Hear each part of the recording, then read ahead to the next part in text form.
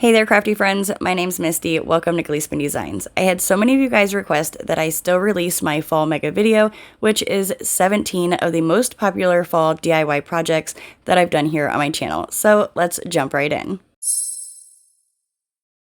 For this DIY, I used these two pumpkins that Dollar Tree has had year after year. I believe they're just like a thick MDF board. I don't even think they're real wood. But all I did was remove the raffia bow off the one because the other one's bow had already fallen off. And then I used my zip sander to sand off all of the glitter. I do want to say I totally recommend these zip sanders. They are amazing. You can really put a lot of pressure right where you need to for the glitter to come off so fast. And I will have this link down below in the description box as well. These dang Dollar Tree tags, I thought I got lucky and they were both going to come off super easy because the first one did. It just pulled a little bit of the paint off, but it didn't leave any goo or anything like that. But the second one definitely gave me problems. So use a hair blow dryer or a heat gun like I'm doing here. Heat up the tag or sticker, whatever it is, and then you can use like a Cricut scraping tool or even a credit card to get it right off. If you ever do have any glue residue left over, Dollar Tree carries a product called Goo Gone, and it works absolutely amazing. If you guys have any other recommendations on that, leave it down in the comments. I would love to try them out. I used my white Rust-Oleum chalk paint to paint both of the pumpkins white so that I had a nice blank background for the rub-on transfers. Once they were completely painted and dry, I went ahead and pulled the stem off of this one because it kept wanting to fall out, but I did go ahead and just set it to the side because I will distress it later. Have you guys seen these wood rub-on transfers from Dollar Tree? They are amazing and they have 3 different styles from what I've seen so far. For this pumpkin, I'm going to be using the white kind of like a shiplap looking wood. I love this. It is so pretty. Sorry, my background kind of blends in with it, but you will definitely be able to see how gorgeous it turns out. Just like with any other rub-on transfer, you stick it onto your project and then you start rubbing it on with like a Cricut tool, a credit card. I use whatever I have on hand nearby. I do want to say you want to pay close attention to the edges and really rub those on so that it comes out nice and clean. Once the rub-on transfer is completely rubbed on and transferred onto your project, then you can start lifting up the backing and revealing that gorgeous transfer.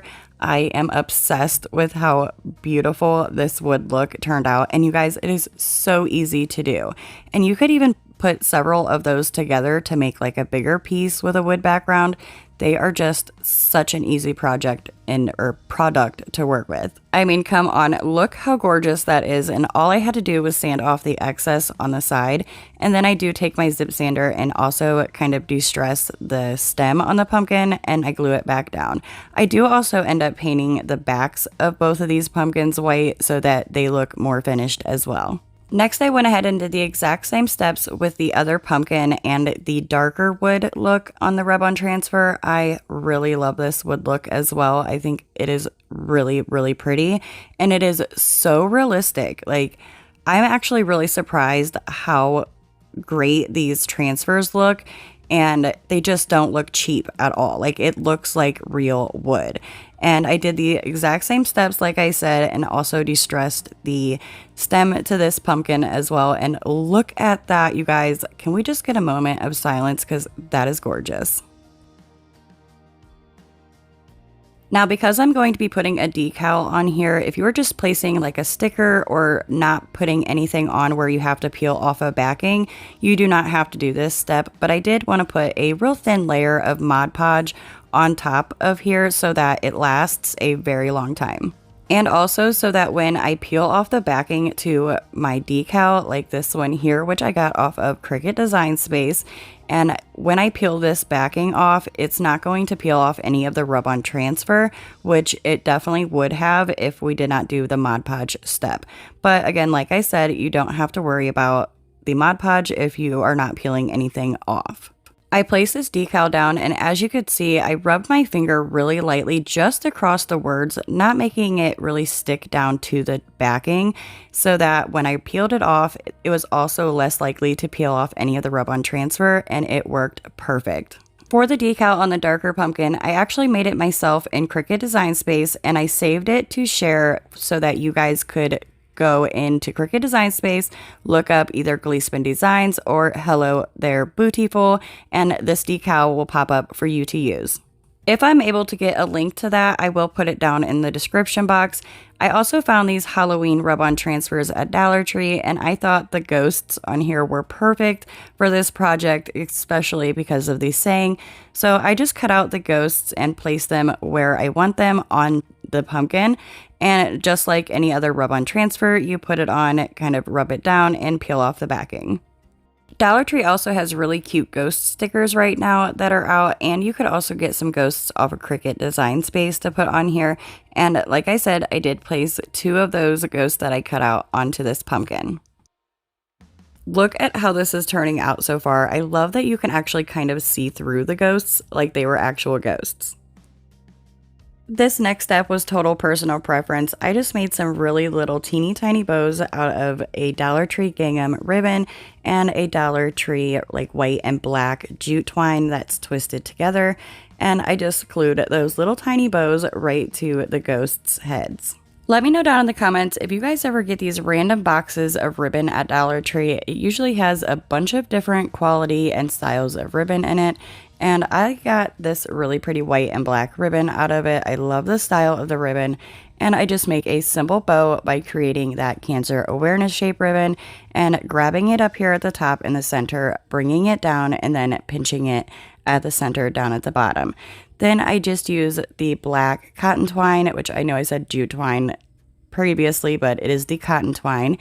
And then I just tie it into place so that the bow holds its shape. Goodness gracious, I cannot talk today.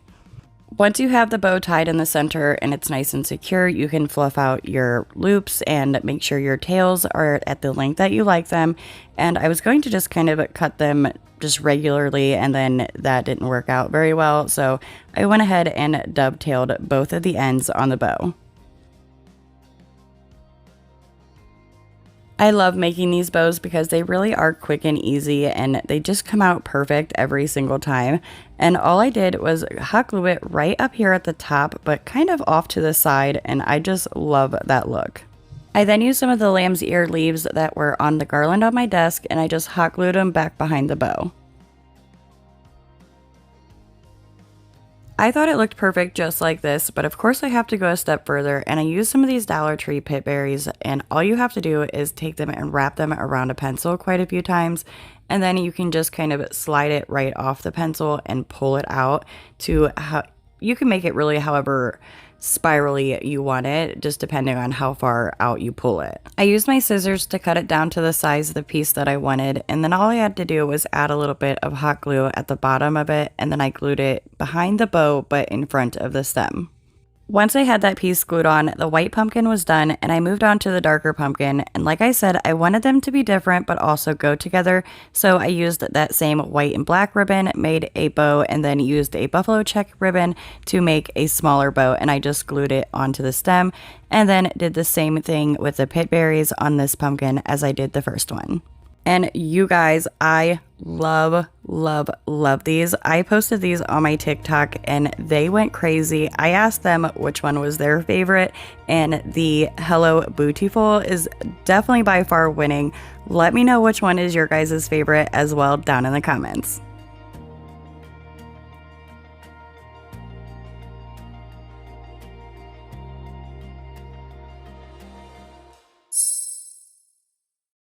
For this DIY, I'm going to be using 2 of these 14-inch wreath frames from Dollar Tree. Again, you will need 2 of them, but you will only need to be using 1 for now. Then I'm going to use some Spanish moss, and I just grabbed like a handful of raffia, and I'm going to kind of cut it up and mix it into the Spanish moss. You definitely don't have to do this. I just feel like it has a little bit more of a fall vibe, and I like the look of it with those 2 mixed together.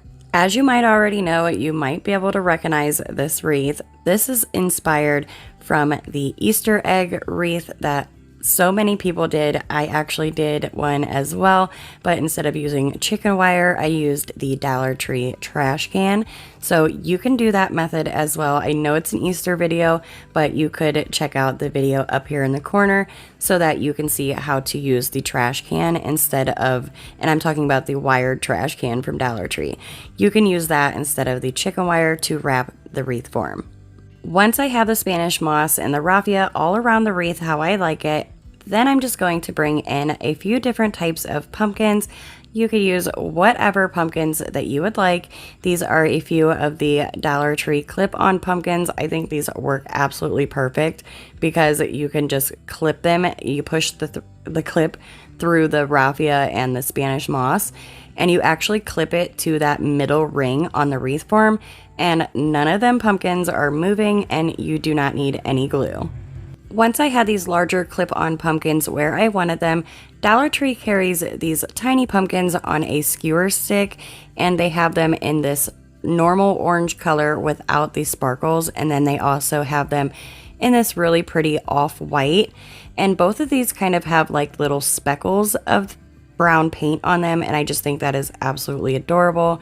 So I'm just going to kind of cut them off of, I'm just going to cut them off of that skewer stick. I place them again, kind of making sure I like how it's looking.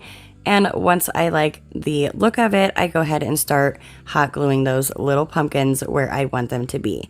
And once I am done with those little white pumpkins, I do the little orange pumpkins. I don't end up putting any of the larger orange pumpkins that are on the skewer stick. I did just use the smaller ones. Once I had all my pumpkins where I wanted them, I went ahead and used my scissors and just went around the outside of the wreath form as well as a little bit on the center, just cutting off some of the excess Spanish moss and raffia so it has just a little bit of a cleaner look. And now you can go ahead and bring in that second 14-inch wreath frame from Dollar Tree, and you're just going to simply place it right on top of the pumpkins. You will have a little bit of space between the wreath forms, so I just take some zip ties and I put one on one side and one on the other so that those wreath forms stay together. Now that our wreath forms are nice and secure and will not move around while we're placing our chicken wire on, I'm going to use this chicken wire that I got off of Amazon. I will have a link down below in the description box. I like to kind of stretch my chicken wire out a little bit just so it's a little bit longer and it will cover more of the surface. You're going to take the chicken wire and hold it at one end, and you're going to want that end to just go around to the back very slightly, pretty much to where it goes right here to that first ring on the wreath form. And as you can see, I'm just taking those little wires that are on the chicken wire and I'm wrapping it around that first ring on the wreath form. This will kind of hold it in its shape until we get our zip ties and zip tie it together. Once I have that side secure, I'm going to go ahead and flip the wreath form around, and I make sure that it is all going to be where I want it to be and that I have enough to go into the wreath form, like into the center and around to the other side so that I can wrap the wreath form. So I cut off the excess chicken wire that I do not no longer need for now. And then as you can see, I start pushing the chicken wire through that center and around to the other side, and then you just bend it down around the wreath form. And now you're going to take your zip ties and go from one side of the chicken wire where we first wrapped it, and when we kind of wrapped it around that ring on the wreath form, place the zip tie through that side and then through the other, and it is going to keep that chicken wire nice and secure. Just keep doing that in a few little spots on the wreath form. I did about 3 every few inches. I would place a zip tie, and then I flip the wreath back over and grab my chicken wire, and I do these same steps once again, making sure that I have enough of the chicken wire to completely pretty much wrap around the wreath form, and pressing in through that center. I cut off the excess, and then I'm going to flip it over and make sure that the sides are to where I can add the zip tie and zip tie it shut. I just kept repeating those steps until I had the chicken wire completely covering around the wreath form. I did whip up this bow really quickly. I didn't do any measurements, so I figured I would not do a tutorial for it because it was just completely just thrown together, I guess you could say. But I do take one of these little clips off that Dollar Tree pumpkin and I place it, hot gluing it onto the back of my bow so that I can change out my bow if I would like to, and it is just super easy to clip it right onto that wreath form. I think this pumpkin wreath is just so stinking cute. It has those fall and farmhouse vibes to it, and I think it is just as adorable as the Easter egg wreath that so many of the crafters were doing around Easter time. Let me know what you guys think of this DIY down in the comments.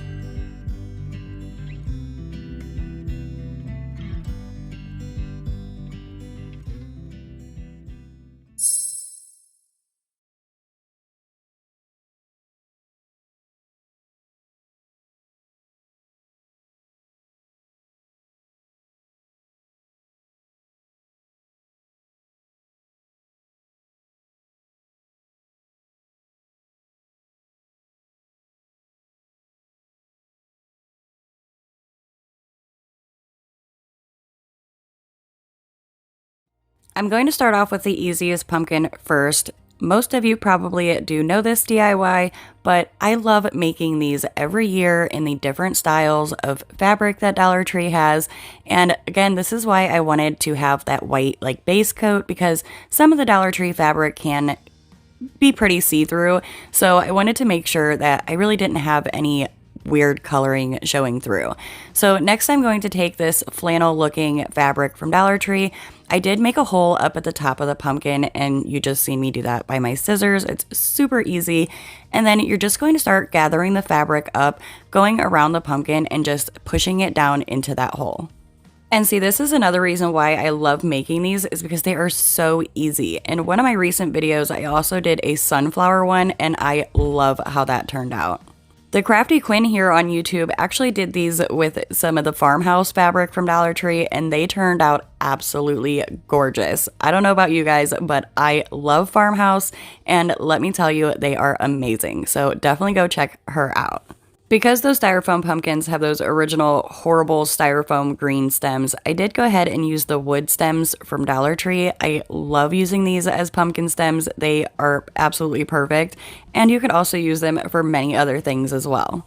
To dress this pumpkin up a little bit, I added some hot glue around the stem, and then I just added some of the Dollar Tree Spanish moss, and I did make sure that I had it kind of cascading over the side of the pumpkin a little bit. Some of the pumpkins have more Spanish moss than others, and you can also do these without Spanish moss if you would like. I do believe that's the Spanish moss. I get the Spanish moss and reindeer moss mixed up all the time. Anyways, we're moving on to the bow. So for the bow, I'm using some raffia, and I just do the Cancer Awareness like ribbon shape, and then I grab it up at the top of the loop and just gather it at the center. And then I'm going to use some of that leather vinyl from Dollar Tree, and I just cut a little sliver of it off, and then I use that to wrap it around to hold my bow together. And that little tiny piece of leather really kind of ties in with a lot of the other pumpkins, if you get what I'm saying. I wanted these pumpkins to kind of all go together, but also be different to where they could just be on their own as well. So I just tied in a few things from the other pumpkins with some of the other pumpkins so that they all would somewhat go together, but then also, again, look gorgeous all on their own. So then I just kind of cut down the raffia. Again, I cut it down a little bit more, and I'm going to glue it right to that stem on the pumpkin.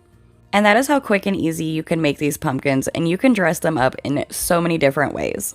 Here's how this pumpkin turned out, and I will also be showing all of them together once they are done being made.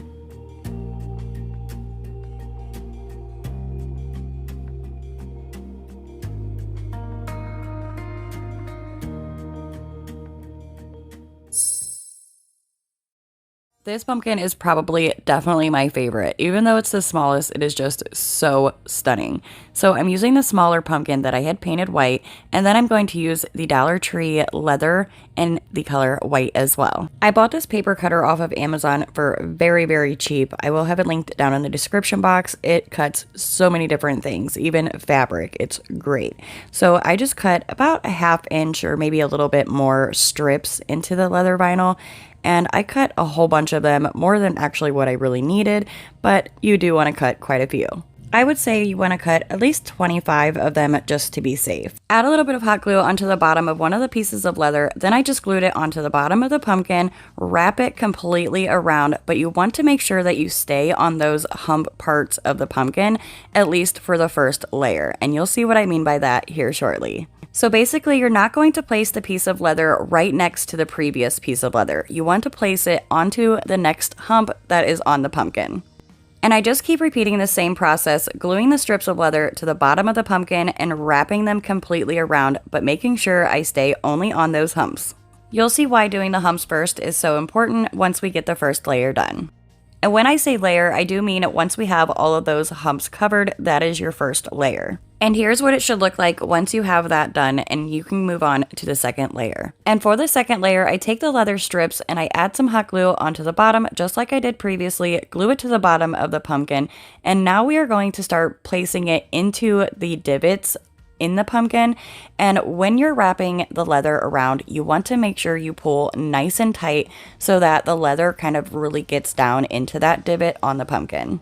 It really is simple and easy. You just cover the curves of the pumpkin first, and then you're going to go in and cover the divots. So you just place the leather strips going around, pulling nice and tight so that you can see the divots, and look how gorgeous this is already turning out. And you just keep repeating those steps until the pumpkin is covered. For the stem, I use this Hello Hobby Cafe Noir chalk paint. I got it from Walmart. It is super inexpensive. I just love the color, and I just dry brushed a little bit onto the stem. I always say this Cafe Noir paint is like the perfect melted chocolate color. Because the pumpkin is wrapped in the leather, we can no longer push the stem back down inside, so I just cut off the part that sticks down into the pumpkin, and then I just add a little bit of hot glue and glue it right to the top of the pumpkin. And to be quite honest, I think this pumpkin is absolutely beautiful, just like this. So simple and stunning. But of course, I have to go a step further, and like I said, I kind of want them to go a little bit together as well as look great separate. So I just put a tiny bit of the Spanish moss around the stem of this pumpkin. And then, yes, I totally just took a leaf right off my garland that is on my desk, and I'm going to glue it right onto the top of the pumpkin, and I do go ahead and glue 2 of those leaves down. Dollar Tree sells these stems that have these little white sunflowers on them, at least the tag says sunflowers, and I just use one of them and glue it right to where the leaves are, and this pumpkin is done. Once again, this one is definitely my favorite. I think it is just so gorgeous and high-end looking.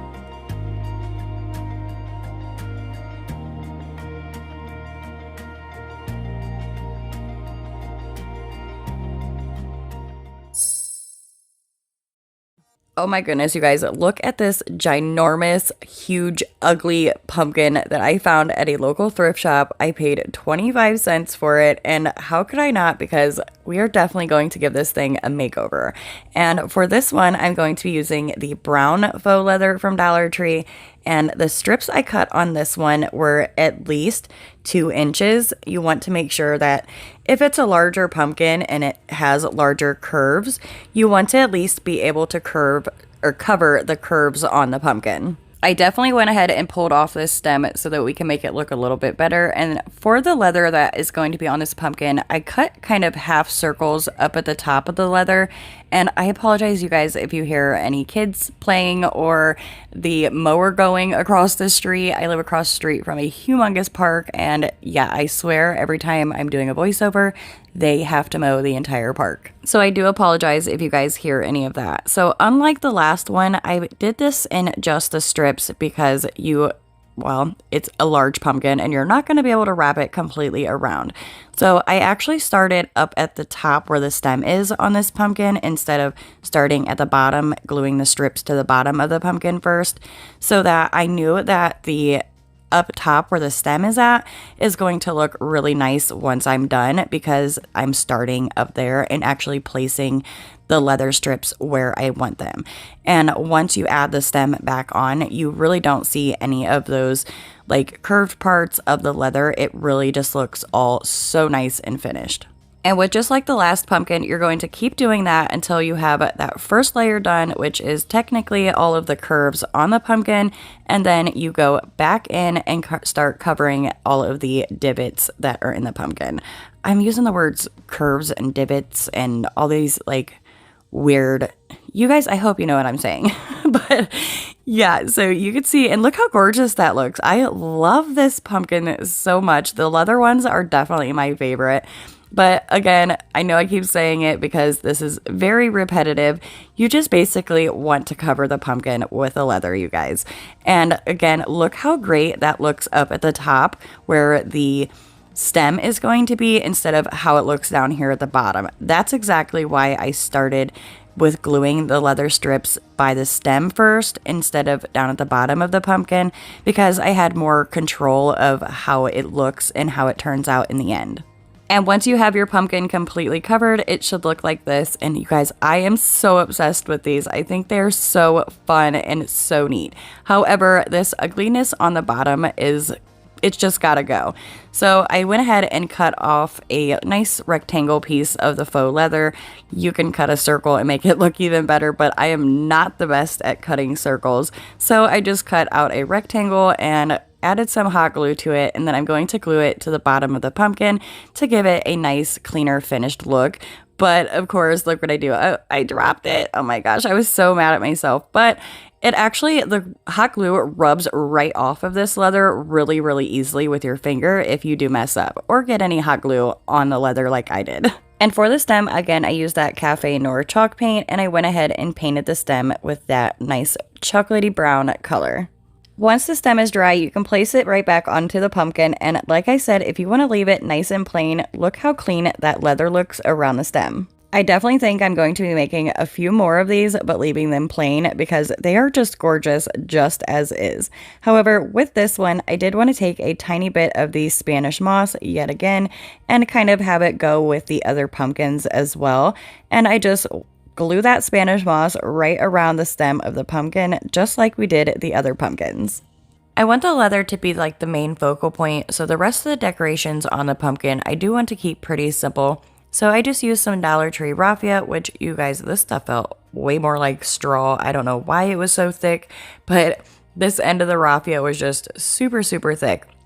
Either way, I gathered it up into just a little bundle, and then I take some of that Dollar Tree leather and wrap it around the center and hot glue it into place. Once I had the leather glued and in place, I went ahead and cut off the excess, and then I used my hands to just kind of fan out that raffia so that it has more of the bow shape.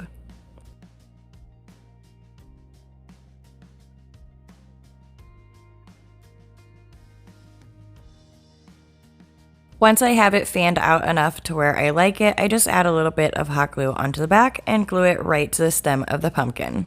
I am just loving how this pumpkin is turning out, but of course I have to go one more step further. And have you guys seen these leather tags at Dollar Tree? They are super neat. I love them so much.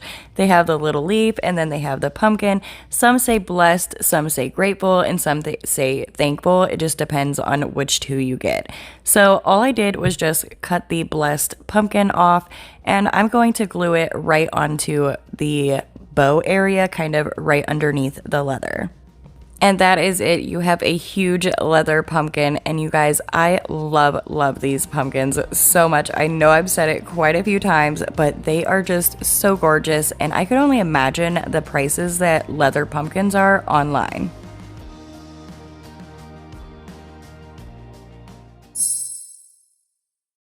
For this pumpkin, we're using the pumpkin that I swear I had like a rotten look to it. I don't know why they made it that color, but anyways, then we are actually going to use a hula skirt from Dollar Tree. And what I'm going to do is take the hula skirt out of the packaging, and I'm going to kind of spread it out. And as you can see, the strands are kind of like in each individual little groups that are kind of almost like a macrame type knot. I know it has a certain name to it. Let me know down in the comments what that name's called. I can't remember. But either way, they are kind of like individually on there, and each group has a few strands of the hula skirt. So I wanted to add some color to this, so I'm going to use the Burnt Umber by Apple Barrel, and I'm just going to start dry brushing this all over the hula skirt. And I did tape the twine that you kind of tie around your waist that's on the hula skirt to my desk to keep it from moving, and that really helped a lot when it came to trying to paint on the burnt umber. I love how this turned out looking in the end. I was kind of like, where are we going with this? But I love the final look. It just is so unique and different, and it really was a lot of fun to make as well. Once the hula skirt is all dry brushed, I go ahead and tape it back down onto the desk, and then I start grabbing those little groupings of the hula skirt that is tied up here on the twine, and I'm going to start braiding them.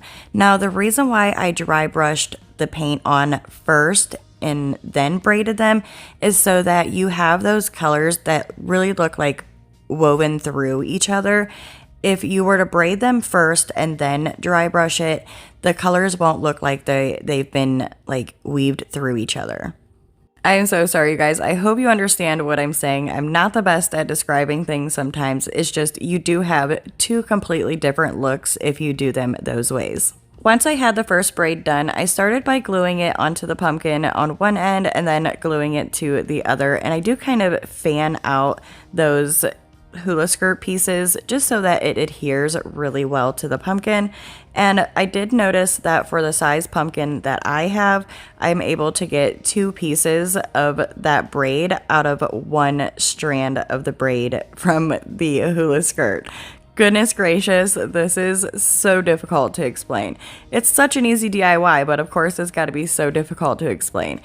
After I decided to do the first few braids, I did realize, wait a minute, let me just pop on a movie and go sit on the couch and just braid all of these, and that's exactly what I did. Once they were all braided, I went to town covering the pumpkin, and as you can see on this pumpkin, I did start in the divot of the pumpkin first, just because if you do it the other way where you do the outer parts, it won't really have a very good shape to it, so I would start in the divots, obviously.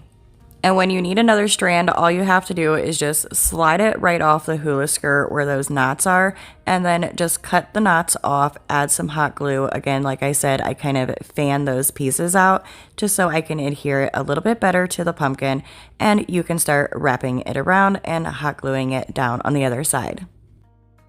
Then once I had a piece of the braided hula skirt and all of the divots, I started just going ahead and placing more of the braid pieces around the rest of the pumpkin until you have the pumpkin completely covered. I feel like this would also be a really neat acorn as well. I'm totally getting acorn vibes also. But since ours is a really neat pumpkin, we have to have our stem back, and I just did the same exact steps as I did with the previous pumpkin stems, painted it, and hot glued it right back on the pumpkin. Here's the pic from that little sunflower I also used earlier on the white pumpkin, and I did also put them on a few of the other ones as well. I just kind of decided that last minute, but I go ahead and just take one of the little sunflowers right off, and I did have to cut off that little piece because it sticks out a little bit too much, and I glued it right to where the stem part is on the pumpkin, and that's all I did for this one because I think this pumpkin just speaks volumes all on its own.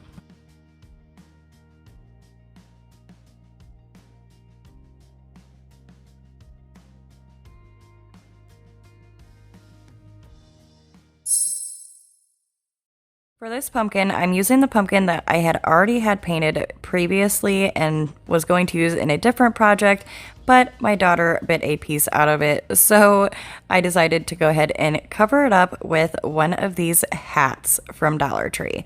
So instead of doing the fabric like I was going to in the original one, I went ahead and placed the pumpkin right inside this hat, and it almost is like the sweater look, you know, which is super, super popular right now. And I mean, for $1.25 plus a pumpkin, you get that gorgeous sweater look. So that's all I did, was push the rest of the hat right down inside that hole that I had made that I was originally going to put fabric in. And then I use another one of those stems from Dollar Tree. And now that I have a stem on the pumpkin, I add a little bit of hot glue going around the stem and then add some Spanish moss onto the pumpkin, just like we did a few of the previous other pumpkins. Then to kind of go with that white leather pumpkin a little bit more, I added some more of the leaves from my garland, and I just glued those right onto the pumpkin right by the stem. And then I also made a little finger bow with this white and gray Dollar Tree ribbon, and I glued it right to the stem as well. So I picked up these wood curl roses a little while back, about a few months ago, but I do still see them in Dollar Tree still to this day. And I've been wanting to use them for a while, and I just really thought it would look really pretty on this pumpkin. So I simply glued one right here by the stem and by the little bow, and I just think it looks so cute.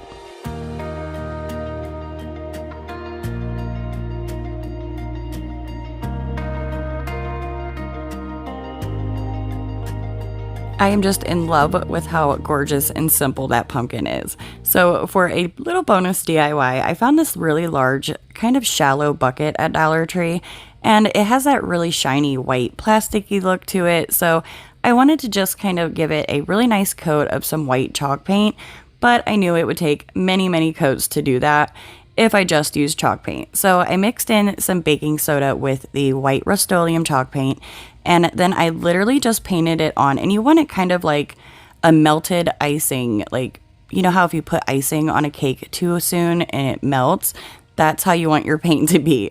I don't know where that came from, but that's just what it reminds me of.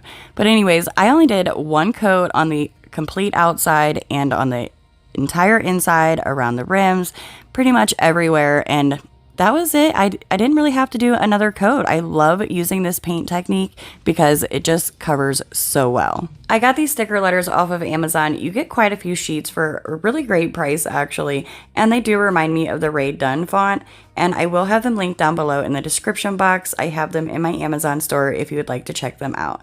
So all I did was just place the word Farm Fresh on the front of the bucket. I meant words, not word.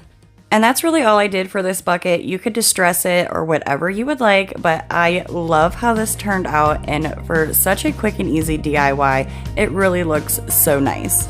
And speaking of looking so nice, look at all these pumpkins. They are absolutely gorgeous. I love them so very much. And like I said, as you can see, they all can kind of go together, but you can use them separately as well. And I really love that about these pumpkins.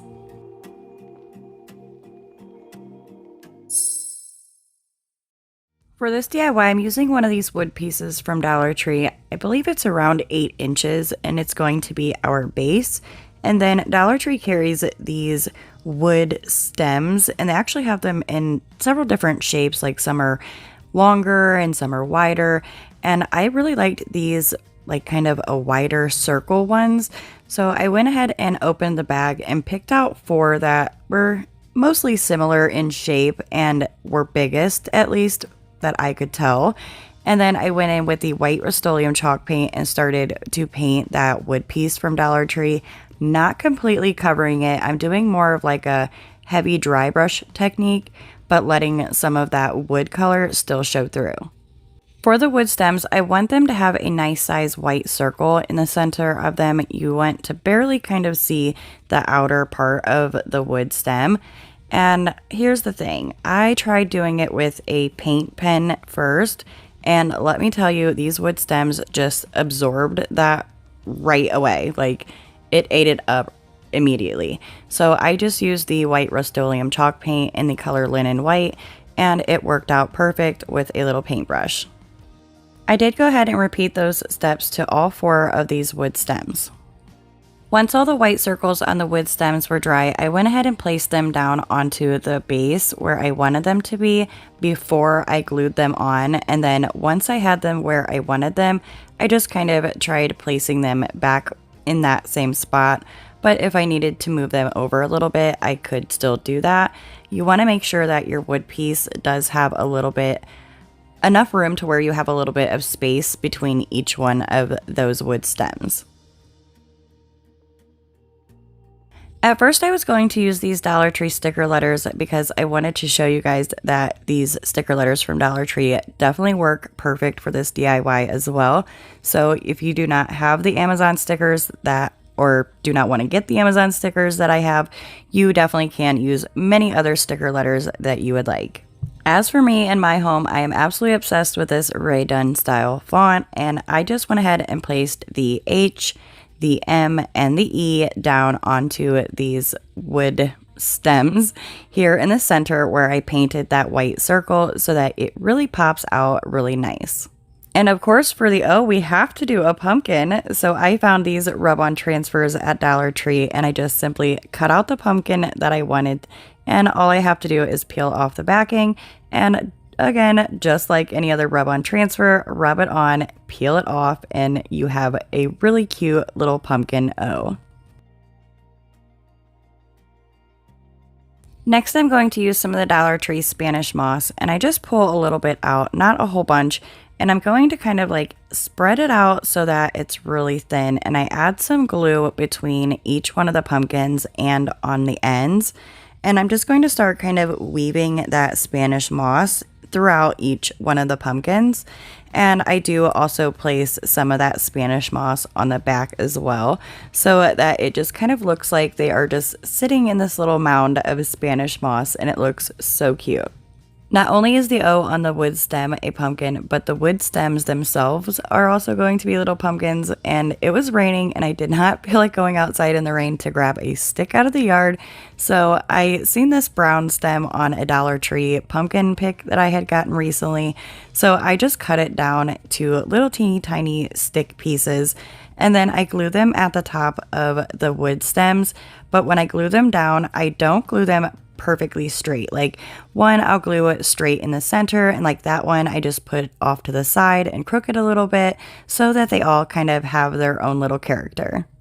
Once I have the stems in place, I want this to be a little bit more like cutesy rustic, if you know what I'm saying. So I take the tiniest bit of Spanish moss and I glue it around the stems up here on the pumpkins.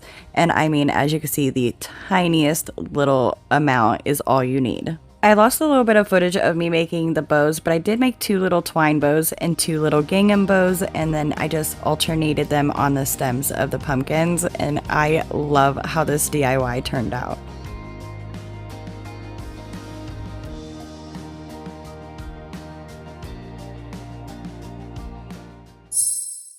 For this DIY, I actually have to give a huge shout out to Kathy Jo DIY. She inspired me so much when she created this DIY right here with the chicken wire.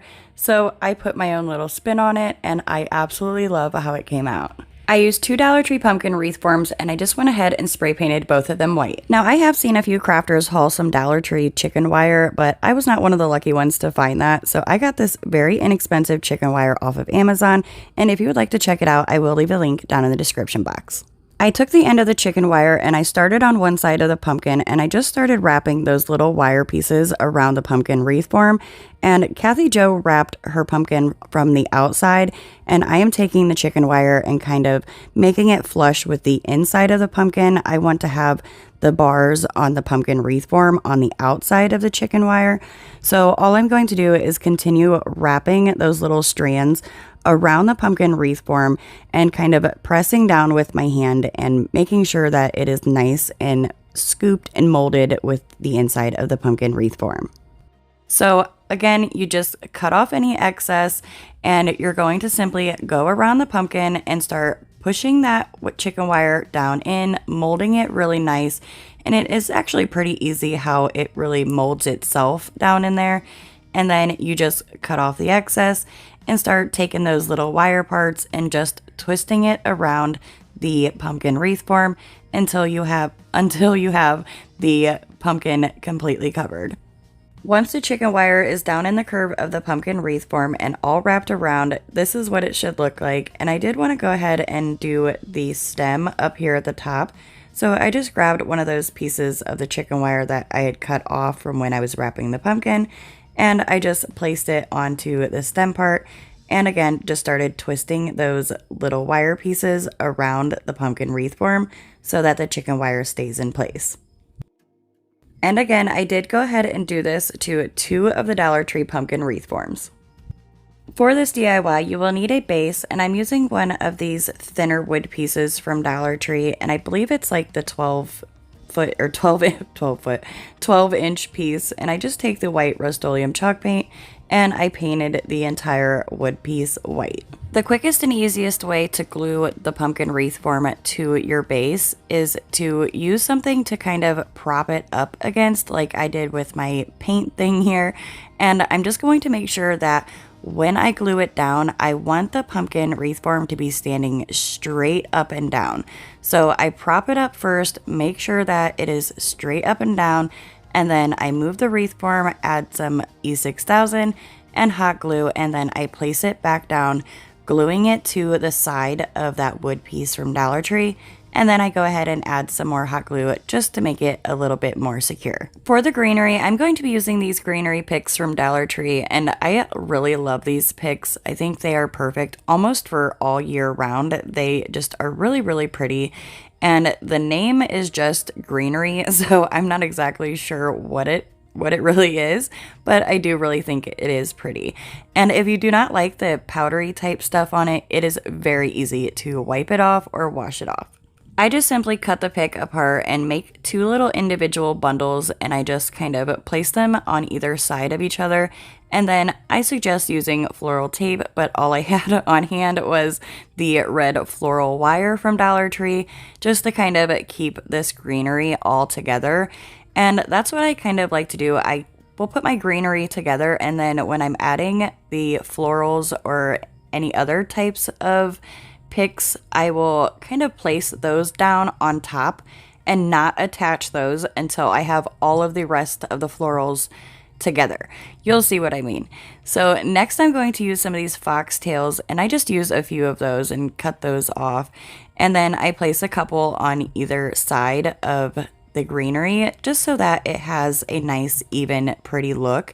And I do like to take a lot of my greenery pieces and florals, and I will push the leaves up closer towards the flower or whatever is up at the top, just so that it has a more fuller look. And again, as you can see, I don't use any floral wire or floral tape yet with these. I just place them where I want them, because with the florals, I do know that I move them around a lot, so I just place them down kind of where I want them to be for now. Dollar Tree also has these beautiful farmhouse hydrangeas, and I use them in that like bluish green color as well as this off-white color. And then I also found this farmhouse pick from Dollar Tree that I just thought was really, really pretty, and I love the color. So I'm going to take those flowers and just kind of place these where I want them first. And with my flowers, I like to take it and just, as you can see right there, bend it just at the head of the flower so that it will face forward and not like to the sides, if you know what I mean. And again, I make 2 little bundles, making sure I push that greenery up so it is more full. And then once I have the colors how I like them, I just go ahead and like kind of bend those heads again and place them into the rest of the flowers where I want them. And pretty much everything that I do on one side, I do on the other. So after I add these flowers, I do go ahead and add the same ones on the other side as well. I do know that I want to add a little pumpkin and a few other smaller pumpkins on the inside of this piece and in the center, so I do want to make sure that I have a little bit of space for when it is time to do that. Before I add the smaller pumpkin in the center, I do want to add a few other little things like these pumpkin picks from Dollar Tree. I think they are so adorable. They're more of like a floral pick with a pumpkin in it, but I did go ahead and just kind of cut each piece apart so that I can lay them into the florals a little bit more individually. And I do want to say that you could also glue, like hot glue, a piece of the, goodness gracious, I'm having a mind blank right now, floral foam from Dollar Tree to that wood piece, and it would definitely be easy to just push your florals or your greeneries into that. However, I didn't want to glue anything down because I do want to make sure that I'm able to kind of change anything out if I did want to do that. I just took the little pieces and placed them where I wanted them to be, and then again made sure I had that space where I can place the pumpkin. And I'm also going to kind of grab it right here in the center, collecting all of the stems all like in one area. And then I do kind of place little things here and there. This is where you can kind of fix your florals and your greeneries to however you would like them to be. And then I used some Dollar Tree floral tape just to keep all of the pieces together. At this point, you could glue it down onto the wood, but I just simply set it down just in case I do want to change anything out. Nothing is absolutely permanent, and I just kind of fluff it out and play with it and kind of place everything where I want it to go. Okay, everyone, I know you have got to have at least heard about the leather pumpkins from Dollar Tree. Everyone is talking about the leather pumpkins and the sweater pumpkins. So I just take a few of these little pumpkins, and they do have the clip on the back. So I just clip them right to some of the stems on the florals or the greeneries so that they stay in place. Once I have those in place, I add this cute little pumpkin that I made last year, which I just painted it white and added some twine around the stem and some pit berries. I place it right in the center, and I just think that looks absolutely adorable. When it comes time to add the pumpkin wreath form on the other side, all I do is lift the greenery up and slide the wreath form all the way underneath the greenery to where it is kind of butting up against that wood piece, just like we did on the other side. And then before I glue it obviously down at the bottom, you want to attach it up here at the top so that it is a lot easier to glue it at the bottom. And all I did was attach it with a few zip ties. I placed the zip ties on either side of the stems of the pumpkins, and then I just cut off the excess and kind of twisted them around so that nothing was showing. Now that the top is secure, you can turn it on its side and then kind of lift the pumpkin wreath form up that's up against the wood piece. Add some hot glue. I do recommend E6000 as well, but I forgot. And then you can just kind of place the pumpkin wreath form back onto that wood piece, and it stands straight up. And of course, after I decide to put that other side on, then I decide to add some more sweater pumpkins instead of doing it beforehand, but we got them in there. I've had this bow for probably about 6 months. I made it a long time ago, and I just thought it would look really cute with this project, so I just hot glued it up here at the top by the stem.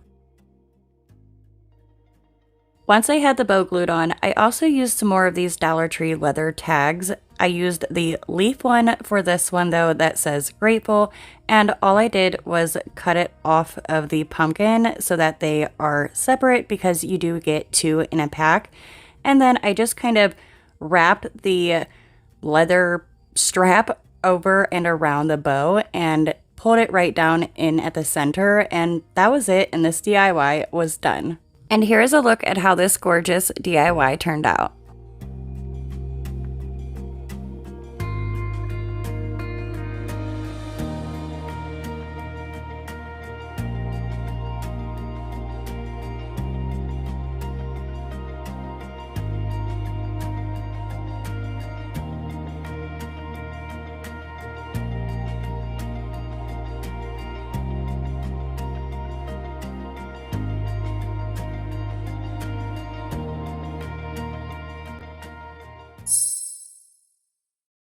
For this DIY, I'm using a grapevine wreath that I got from Big Lots. It was originally only $12, which in my opinion, I did not think was that bad at all, but it was 90% off, so I got it for $1.20.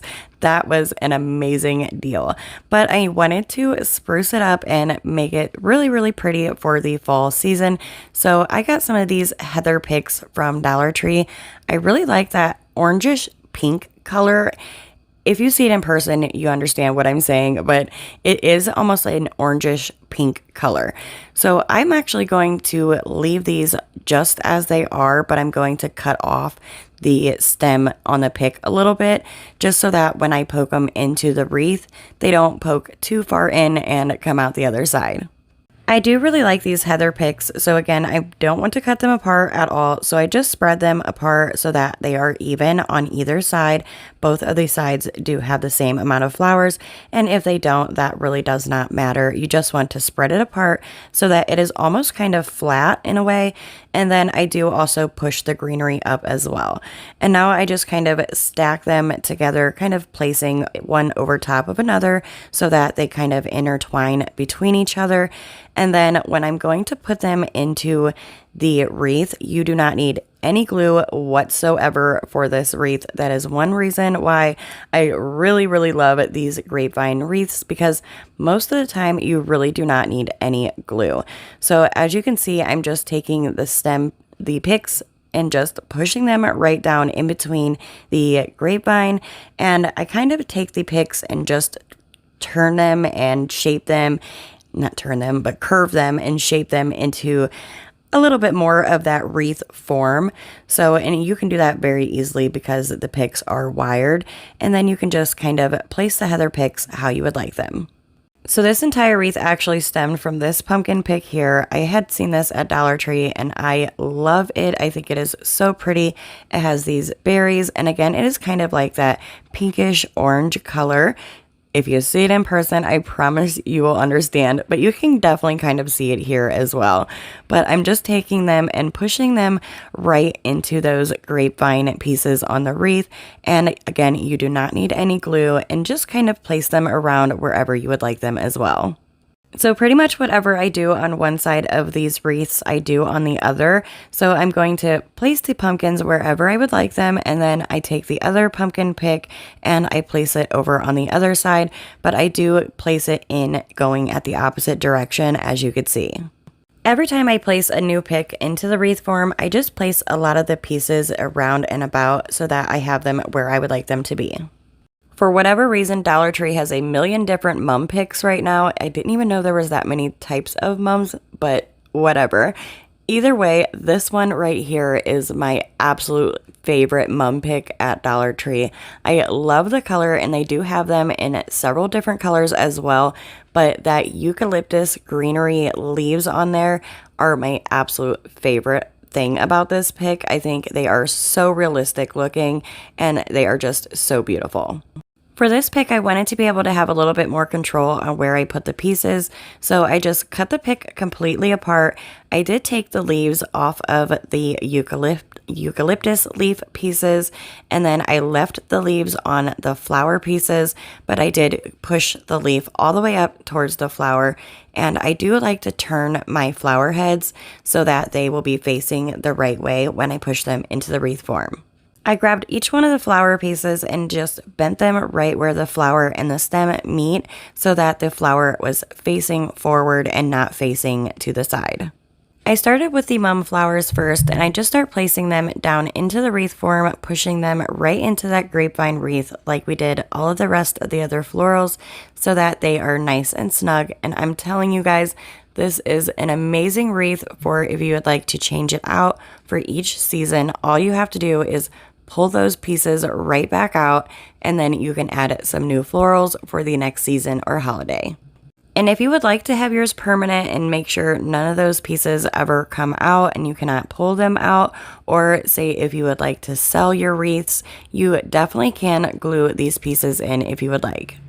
Once I had the mums where I would like them, I used the eucalyptus pieces from that pick, and I just started pushing those right down into the wreath.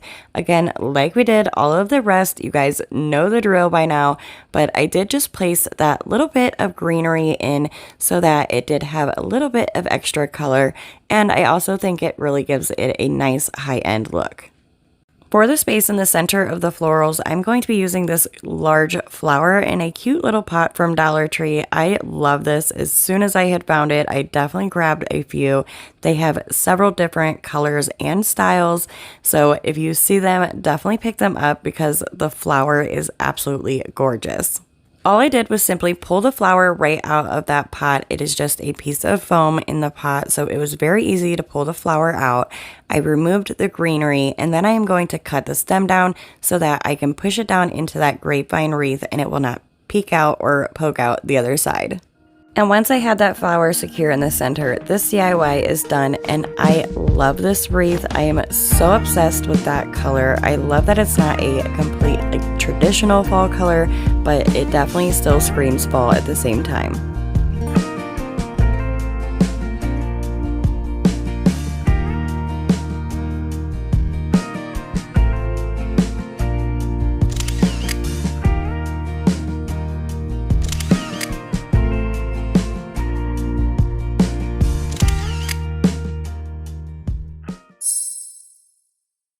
This DIY is definitely probably the quickest and easiest DIY I have ever done on my channel. I am using these burlap pumpkins from Dollar Tree and one of their weaving kits from Dollar Tree.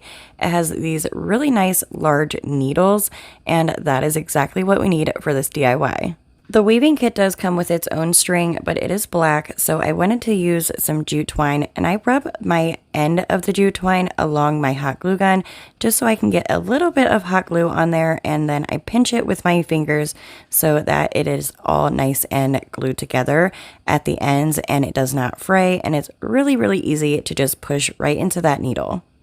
I pulled the jute twine through the needle about 5 inches and just folded it over the side. I'm not going to tie the jute twine onto the needle. You do not want a nice big old knot down at the bottom of your needle because it will make it harder to push it through the pumpkins. So don't tie your twine or your string, whatever you're using, just simply push it through and then fold it over the side of the needle. And once it's time to add the pumpkins, it really is so simple. All you have to do is start threading those pumpkins on by pushing that needle underneath where the stem is and threading it onto that jute twine. And Dollar Tree has 3 different colors that I had seen of these cute little burlap pumpkins, so I chose all 3 and just alternated the colors. For my garland, I only had to use 3 bags of these pumpkins, 1 of each color. You could use as many bags as you would need, but again, this is super quick and simple, and I absolutely love how it turned out. Once I had all the pumpkins onto my jute twine, I pulled the needle off, and you guys, I do not know how to make a loop knot, so I just made a loop down at the bottom where I needed my loop and the end of my garland to be, and I took another piece of jute twine and I just tied it in a knot and wrapped it around a few times and then tied it in a knot again so that it looked nice and looked like a loop knot but was not.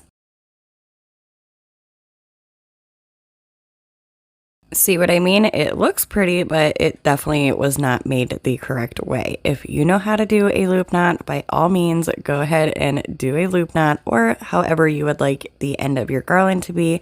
But I did the same exact steps on the other side, wrapping that end of the jute twine in a loop and then taking another piece of jute twine, wrapping it around a few times and tying it in place, then cutting off the excess.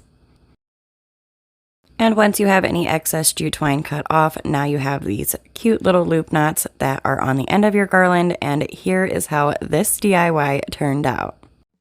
To hang my garlands, I use these little tiny command hooks from Dollar Tree. I just place one on either side of my fireplace, and then I can hook my little garland right onto that command hook, and there you have it.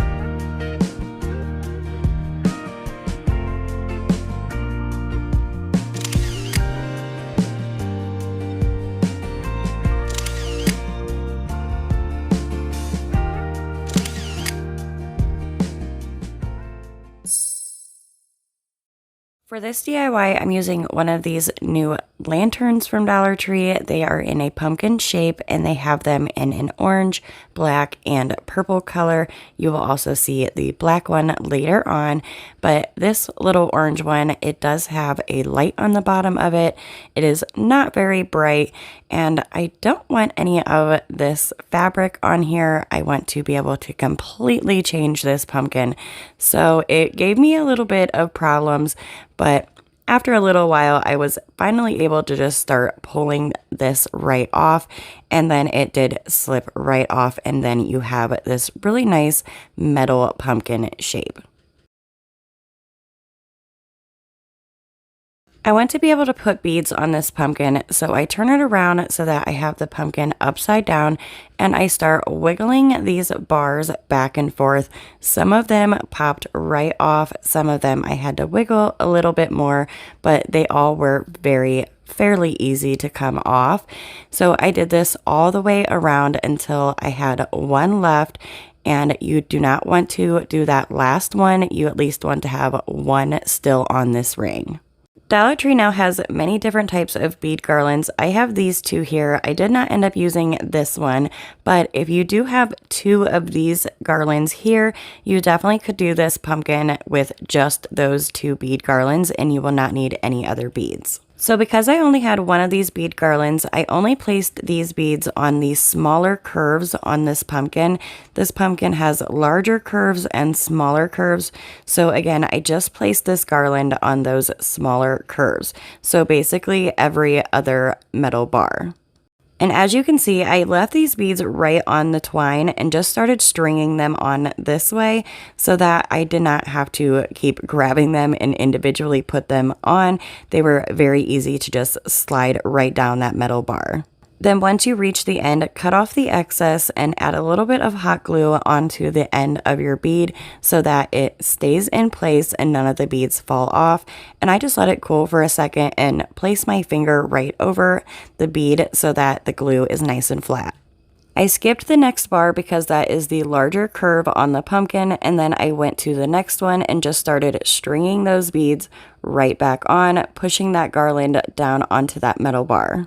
Then once you've strung all of the beads on and you cannot string any more onto that bar, you cut off the excess, add some hot glue onto the end, wait a second for it to cool down, place your finger over it so that the glue is nice and flat. Then you will skip a bar and go on to the next until you have all of those smaller bars covered. Here you can definitely see the difference between the smaller and the larger curves on the pumpkin. And for those larger curves, I used some beads that I got off of Amazon. I will leave a link in the description box, but I just alternated a few different sizes of those beads until I had all of those larger curves covered except for that last one. When it comes time to place those curves back onto that circle down at the bottom, I'm just simply using some super glue from Dollar Tree, and I did go ahead and do some of these previously, and as you can see, it worked perfectly. I glued them down and they stayed on, and all I did was add some super glue onto the side and to the bottom so that I could glue each one of the beads to the bead next to it and also to that bar. And then I just added a little bit of hot glue for some immediate extra hold, and you guys, again, this worked perfect. I kept adding that super glue to the side and bottom of the last bead on those bars and then gluing it to that circle and to the bead next to it that is previously on the bar, and then adding some hot glue. And I did this until I had all of those bead curved pieces glued back down. Once all of our pumpkin's curved parts are glued back down, it will look like this, and I wanted to show you guys how strong that super glue is. I was even able to bend these pieces that kind of moved a little bit on me back where they needed to be, and it did not pop off. Now all I do is wiggle that last bar off just like I did the previous ones, and then I start stringing my beads on, and once I had all of my beads strung on that last piece, I went ahead and glued it back down just like I did the other ones as well. And then once they are all glued back down, it will look like this, and I am absolutely loving how this is turning out. You could leave the beads unfinished, you could stain them, or you could paint them with white chalk paint like I am doing, or you could paint them any other color that you would like. And all I did was use the white Rust-Oleum chalk paint in the color Linen White, and then I did a stippling effect with a chippy brush, and I did find that that was the easiest way to really get the beads nice and covered and get in between the beads really easily. Once I had all the beads painted and dry, I'm using some of this Dollar Tree Greenery garland. I think it is really pretty. They have several different styles of these greenery garlands. This one just so happens to be my favorite. I do go ahead and cut off a few of the pieces and I place it into a circle or into a wreath shape, and I just push it right into the bottom of our little pumpkin down inside, and I do add a little bit of hot glue just to kind of tack it into place.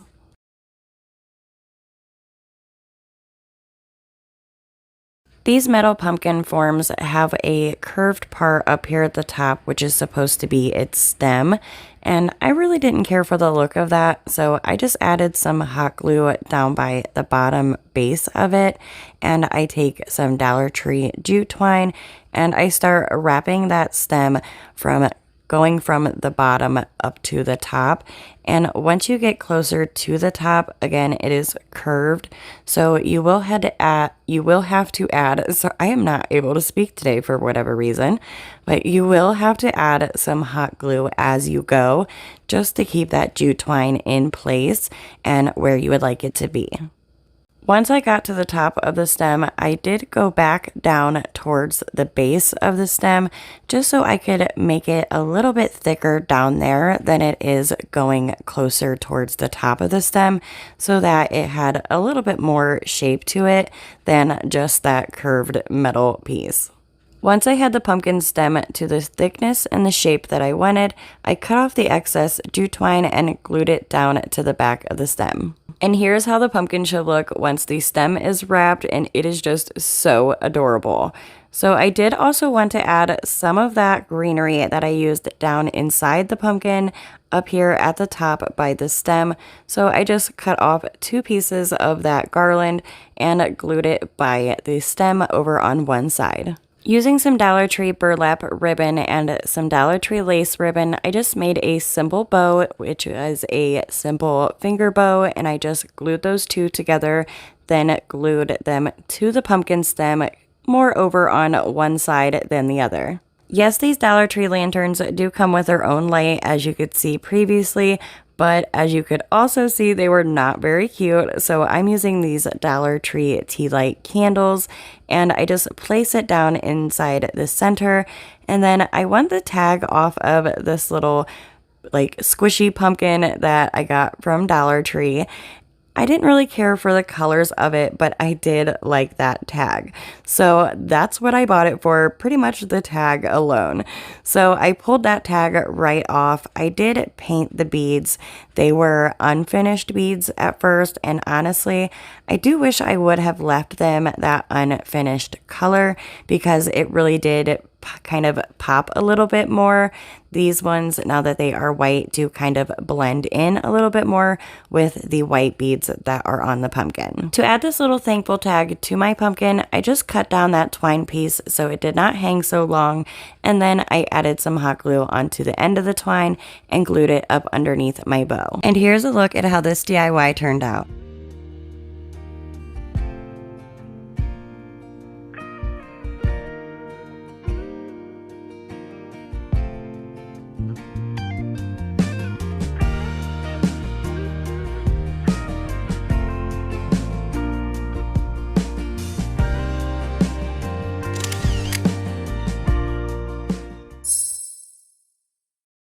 This DIY is another way you can use these pumpkin lanterns from Dollar Tree. Again, you're going to want to remove all of the excess around that metal pumpkin form. For this pumpkin, I'm using the 8-foot nautical rope from Dollar Tree, and all I'm going to do is cut off that piece of tape down here at the bottom of the rope. That tape helps keep it all together. Well, we want to be able to spread those 3 pieces apart. As you can see, there is 3 main pieces that make up this nautical rope, even though it is a bunch of individual nautical rope, or I guess you could say jute twine type pieces. So I add hot glue on to the ends of each one of those little groups so that it keeps them all together. And then I just start unwrapping the nautical rope until it is completely unraveled. I do believe this is the first time I've ever actually completely unwrapped one of these nautical ropes. And let me just say, I was amazed by how much you actually get here. If I ever need any jute twine, I definitely know I'm getting into my stash and taking apart some nautical rope. I use one of the groups of that nautical rope and I just wrap it around down at the bottom around the circle of this pumpkin frame, add some hot glue and just sandwich it together, and I do hold it in place for a second, just making sure that it is dry. Then once that is nice and secure and the rope is attached, now I'm just going to start wrapping the nautical rope going through the pumpkin. And at first I thought doing it like this was a good idea, but this way was much quicker and a lot easier, where instead of grabbing the entire group of the nautical rope, I just take it and wrap it and pull it through like I'm doing here. Because I'm using this group of nautical rope, I'm actually saving a lot of time than if I were to use some jute twine and wrap this. So this isn't a put on a movie and wrap, this is more of a pop on a YouTube craft video and wrap until you have it completely wrapped like this.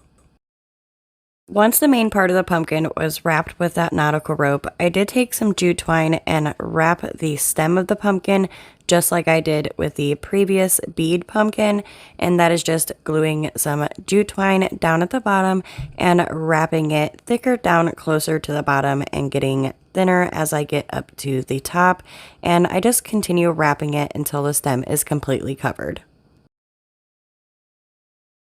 Now that the pumpkin is completely fully wrapped, I'm using these laser cutouts from Dollar Tree. They are a leaf laser cutout and they do have several different styles. You of course can use whatever style you would like, but I just simply glued one up here behind the stem.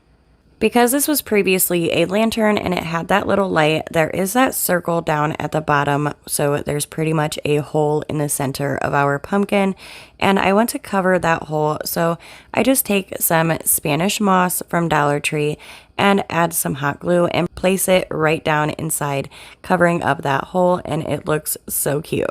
You could place whatever you would like down inside the center of your pumpkin, but I had this pick. I've had it for quite some time. I did get it from Walmart, I do believe, for $1.34. The pumpkin is too big to go inside the jute twine wrapped pumpkin, or nautical rope wrapped pumpkin, I should say.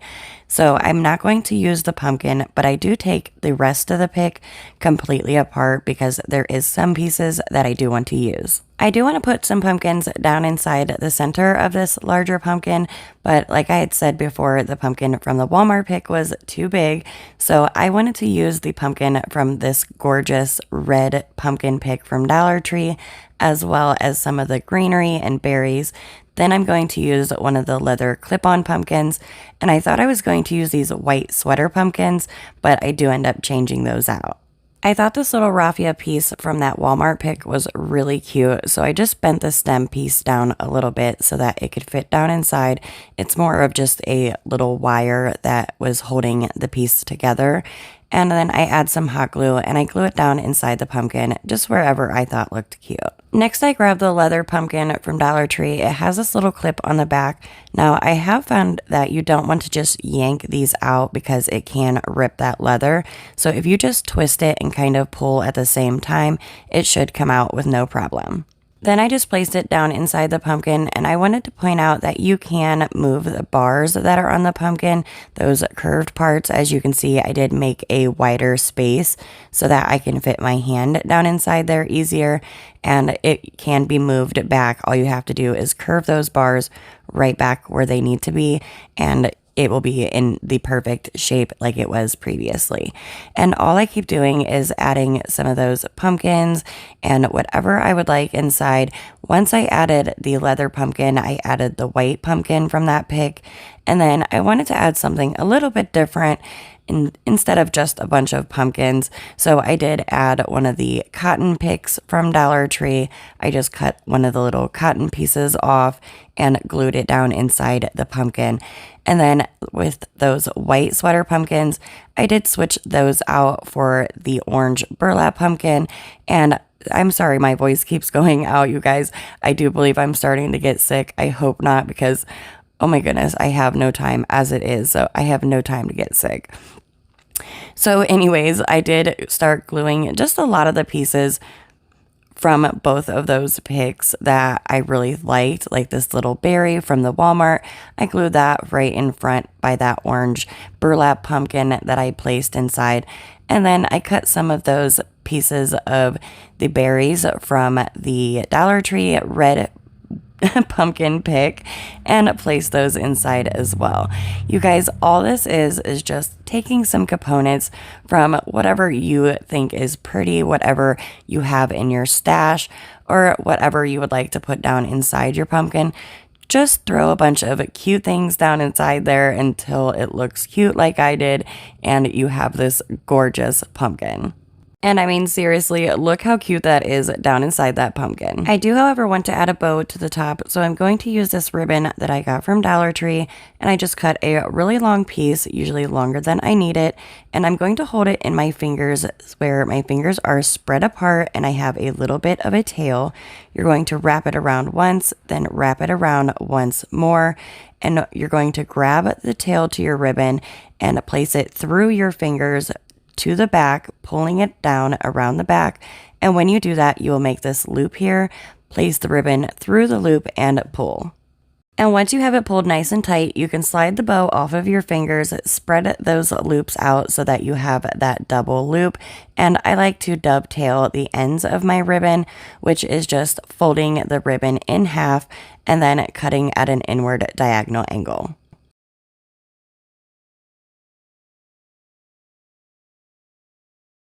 Then once the tails are cut, here's how this adorable, easy double loop bow turned out. Because the pumpkin is wrapped in that nautical rope, I wanted to incorporate it into the bow as well. So I take 2 pieces of jute twine and I do the same exact technique, holding it with my fingers spread apart, wrapping it around my fingers, making it that loop, putting the ends through the loop and pull. Then again, once it's nice and tight, slide it off of my fingers and I just start fluffing out those loops, placing them where I would like them, and then I cut the tails down to the length I would like them to be. Then I'm just going to take that twine bow and hot glue it on top of the previous bow and glue that bow right on top of the stem on the pumpkin, right over on one side more than the other, and here is how this DIY turned out.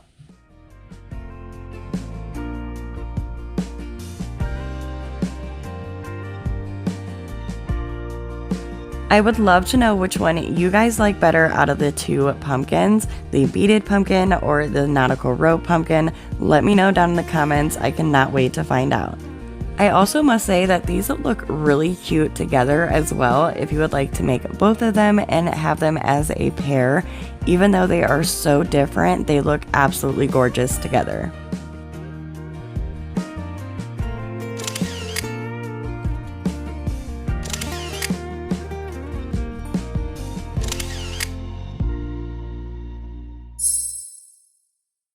Let me just start off by saying this DIY is so stinking cute, and if you are a candle person or a smellies person like I am, you're going to love this DIY. So you need one of these little trinket pumpkins from Dollar Tree, and I grabbed a few of their glass candles and melted those, pulled out the wick, and I did cut it down. And then I'm just going to hot glue it right into the center of the little pumpkin. Once the wick is glued down, you'll need something to prop the wick up so that it stands up straight while the wax is drying, and I just use a bamboo stick to kind of prop that up. And then I use one of the pillar candles, and I only have a quarter of one of these pillar candles in here. You do not want to fill it all of the way because you will be putting more wax in here. But as you can see, I did add a little bit of glitter as well. Now, I want this candle to smell amazing and look amazing, and you guys, this would be such an adorable gift as well. But I'm using some fresh cinnamon sticks, and I'm going to remove the larger pieces, the ones that are still intact, because I actually like using those as pumpkin stems. There's so many different things you can do with them. So I just take the broken pieces, and then I start smashing them up even more. You can use a hammer for this. I obviously used whatever I had on hand. You want your candle wax that you had poured in previously to be completely hardened, and then you're just going to pour in a tiny bit of wax on top of that so that you can add your crushed up pieces of cinnamon stick and they will not fall completely to the bottom. and you can still kind of see them poking through the top, but they are still in the wax as well. I like to do this step because as you're burning your candle and the wax starts to melt, you start seeing some of those cinnamon sticks poking through, and it just looks so pretty. Once that little bit of wax just starts to harden, I add the rest of the pieces of cinnamon stick right on top for embellishment.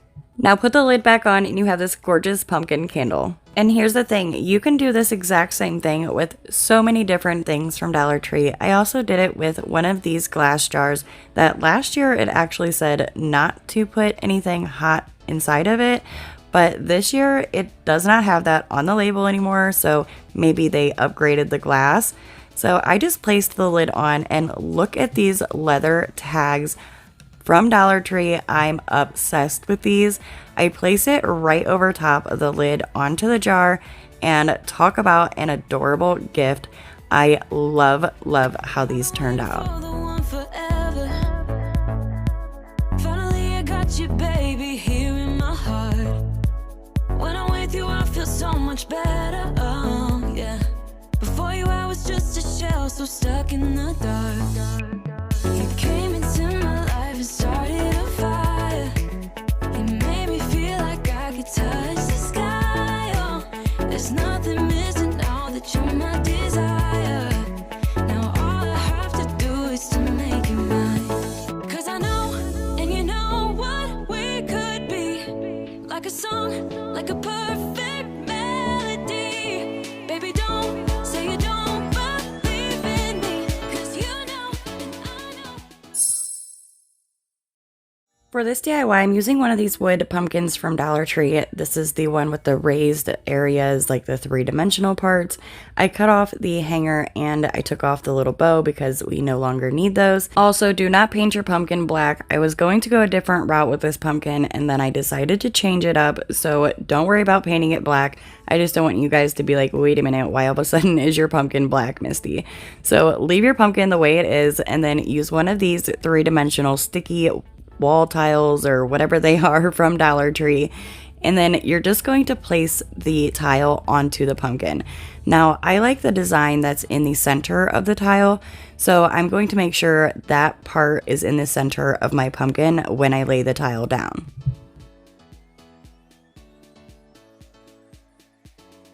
Once I had the tile stuck down where I wanted it, I went ahead and flipped it over to the back and then just used a pen to trace out the pumpkin. Once I had the pumpkin all traced out, I went ahead and used my hot knife again to go ahead and cut off the excess around the pumpkin, and I just have to say this is so satisfying to do. A lot of the times I didn't even realize it was cutting because it was so smooth, so you see me there like checking like, wait, did it cut? And it definitely cut as soon as I put it down onto any piece, it starts to cut through it. So I love this tool and I feel like it is a crafter's must-have. I just simply traced around the pumpkin with the hot knife and then removed any of the excess. Now, as I'm sure most of you know, once you start cutting these tiles, they do fall apart. So all I did was remove the top part of the tile, the main actual part, and then I did not remove the entire white piece here. I just went ahead and cut out the three-dimensional parts where I'm going to be placing the tile back on, because I did find out through trial and error a few times that the tile actually sticks better to this like backing that was originally on it than it does like painted wood or a lot of other materials. So again, I just went ahead and took my hot knife and went all the way around that stuff and cut off the excess, and then I hot glued the top piece of the tile right back down. Then I just kind of take my scissors to remove a piece so that I can know where I'm starting at least. And it's not very hard to figure out where you have to cut because you can feel those three-dimensional areas really easily. So once again, I just take that hot knife and I start going around all the three-dimensional parts and just removing any of that excess tile. And again, let me just say this was very satisfying to do for whatever reason.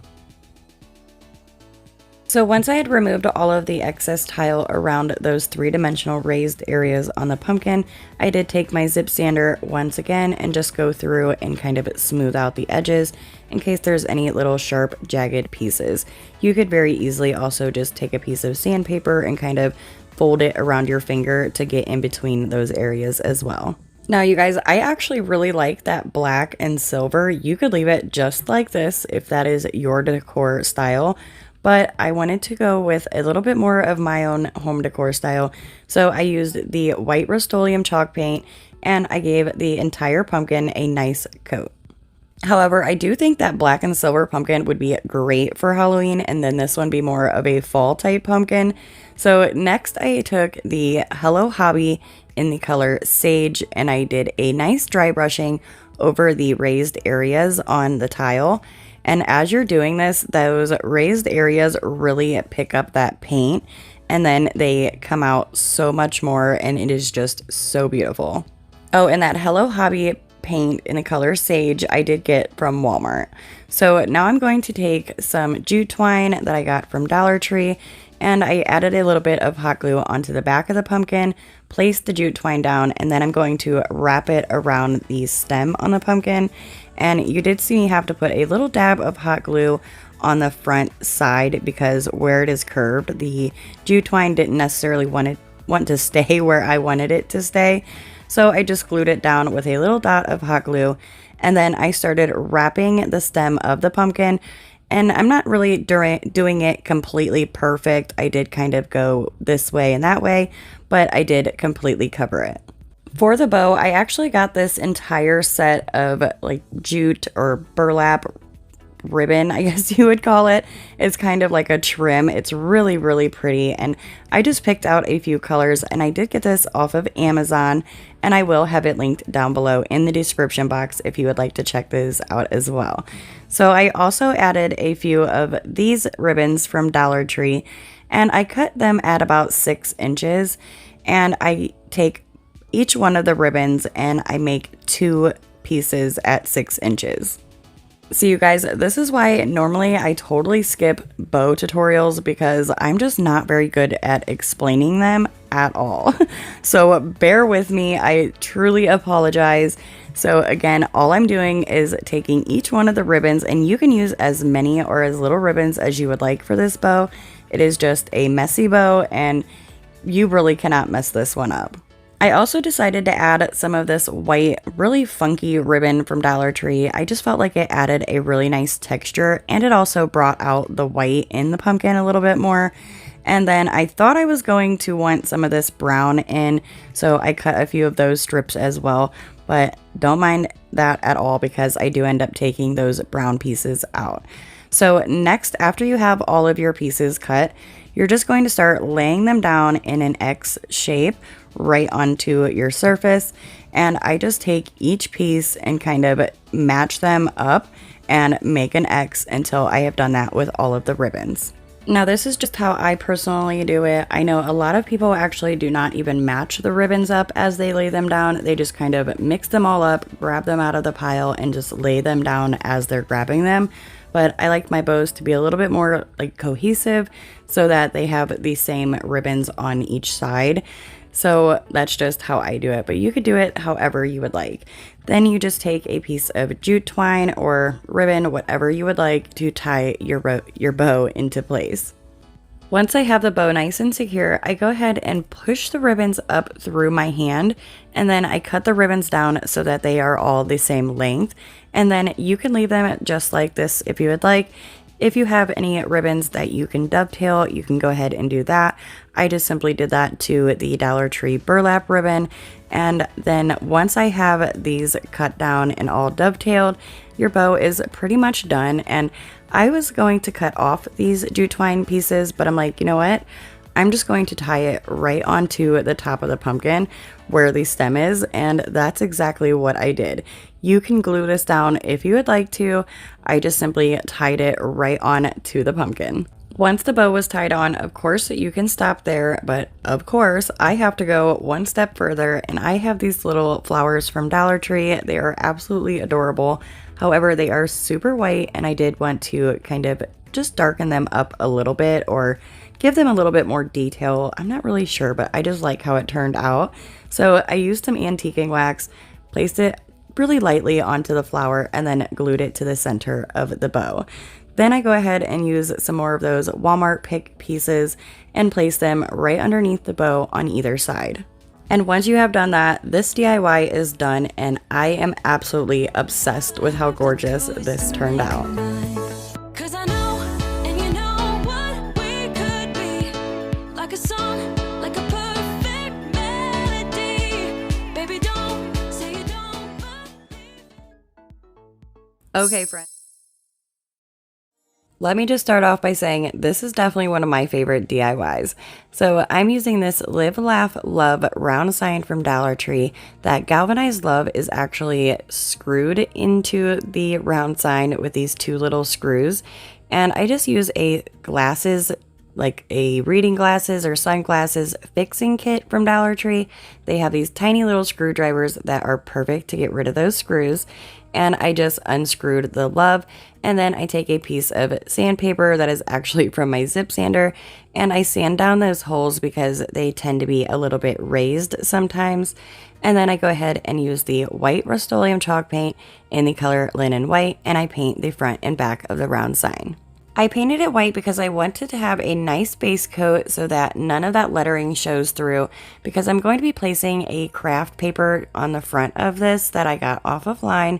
So I'm going to add some Mod Podge, completely covering that round circle. Look at this absolutely stunning Carta Paper Company Fall Break craft paper. I love this craft paper so much. There's so many pretty prints in here.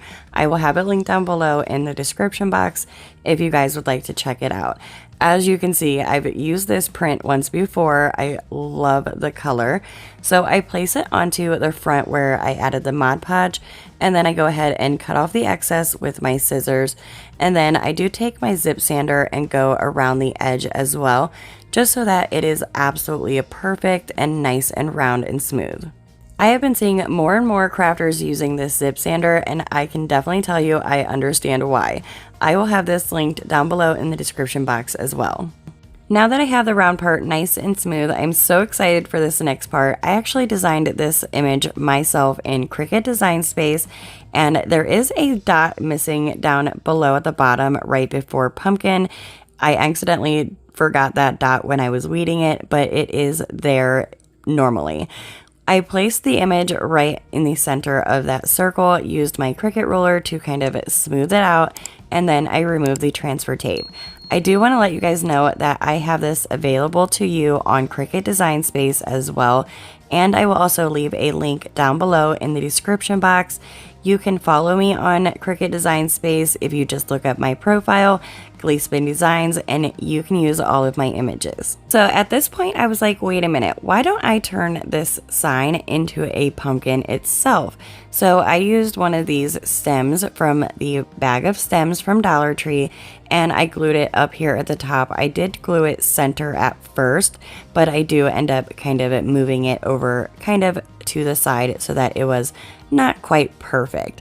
Now I'm going to take another baby wipe and a tiny bit, I mean, I literally dabbed my finger inside the lid, and I kind of smear it around in the baby wipe itself, and I wrap it around my finger and just start taking my finger and rubbing it around that entire circle. And look how that just comes out amazing. I am so obsessed with it. I have learned so many new techniques this past week from you guys. I thank you guys so very much. It is so fun when you guys let me know new techniques down in the comment section. I try them out all of the time, and let me tell you, you guys have some great ideas.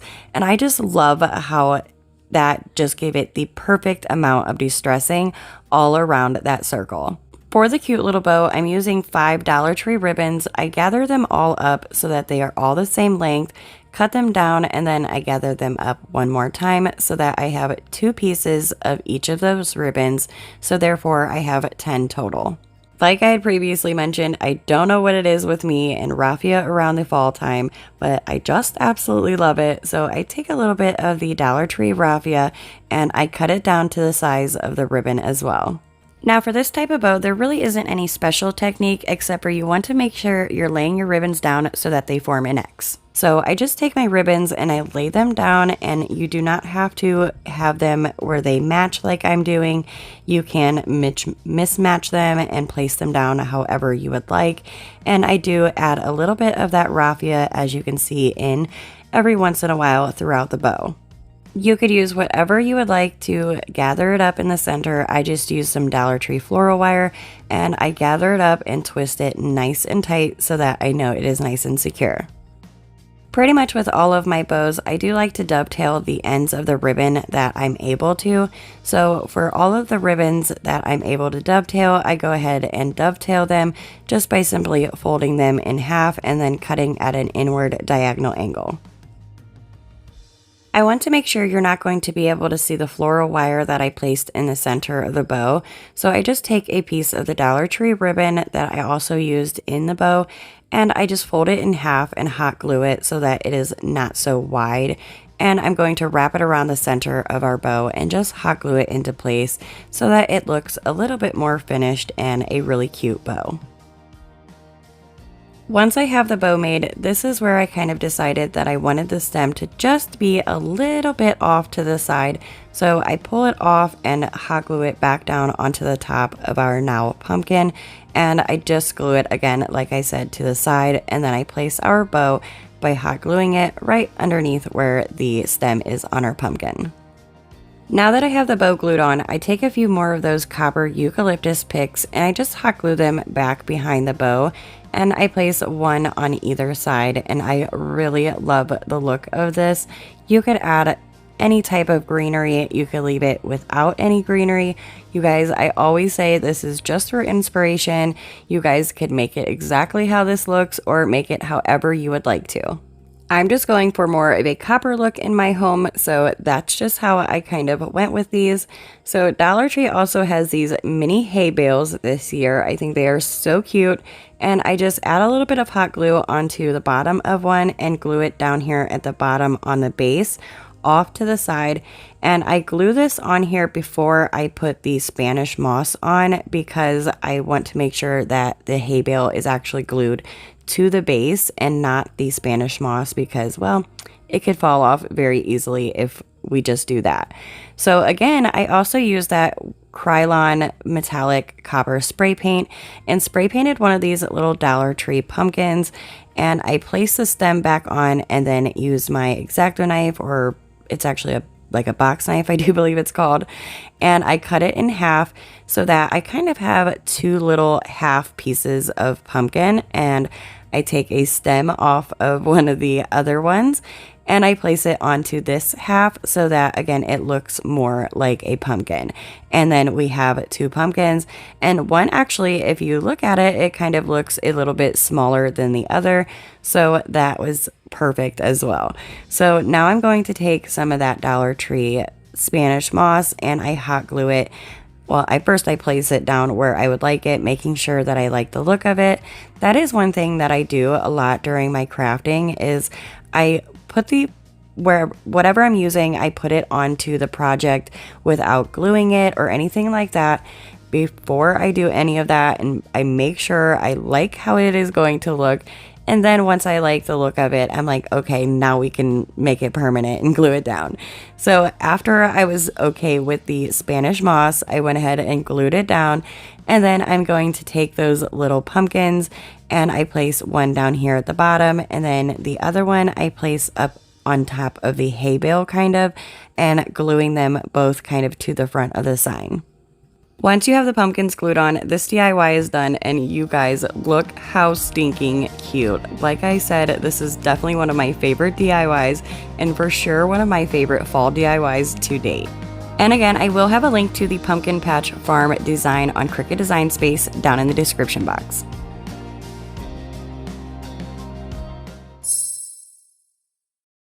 For this DIY, I'm using 5 of these 12-inch wood pieces from Dollar Tree. I only need 4 for now, so I do set one aside. And I'm going to use this super glue wood glue. It is absolutely amazing. Yes, it is a super glue wood glue. I always cut the hole too big, but this stuff is from Dollar Tree, and let me tell you, you really probably don't even need the hot glue. I'm just so used to doing it and also wanted to make sure, but that stuff works amazing. So I use the super glue wood glue and some hot glue, and I glue 2 of those pieces together so that I have 2 really long pieces of wood instead of 4 smaller pieces. So again, you're gluing 2 of the boards together, then the other 2, so that you have 2 really long boards that you can use for your new centerpiece. Once you have those 2 longer pieces done, you will also need a long sign from Dollar Tree. I used this Easter sign. I removed anything off of the front as well as the tag and hanger. And you guys, this fits on these wood pieces. Well, the wood pieces fit on it absolutely perfect. Like, they are the exact same length. As you can see, I placed the boards down on either side of the sign where I want to glue them. Then I just pick one of the boards up, add some of that super glue wood glue, as well as a little bit of hot glue, and then I glue that board down to the side of the sign. And I flip the sign around and do the same thing over on the other side as well, using that super glue wood glue and hot glue and gluing that wood piece down.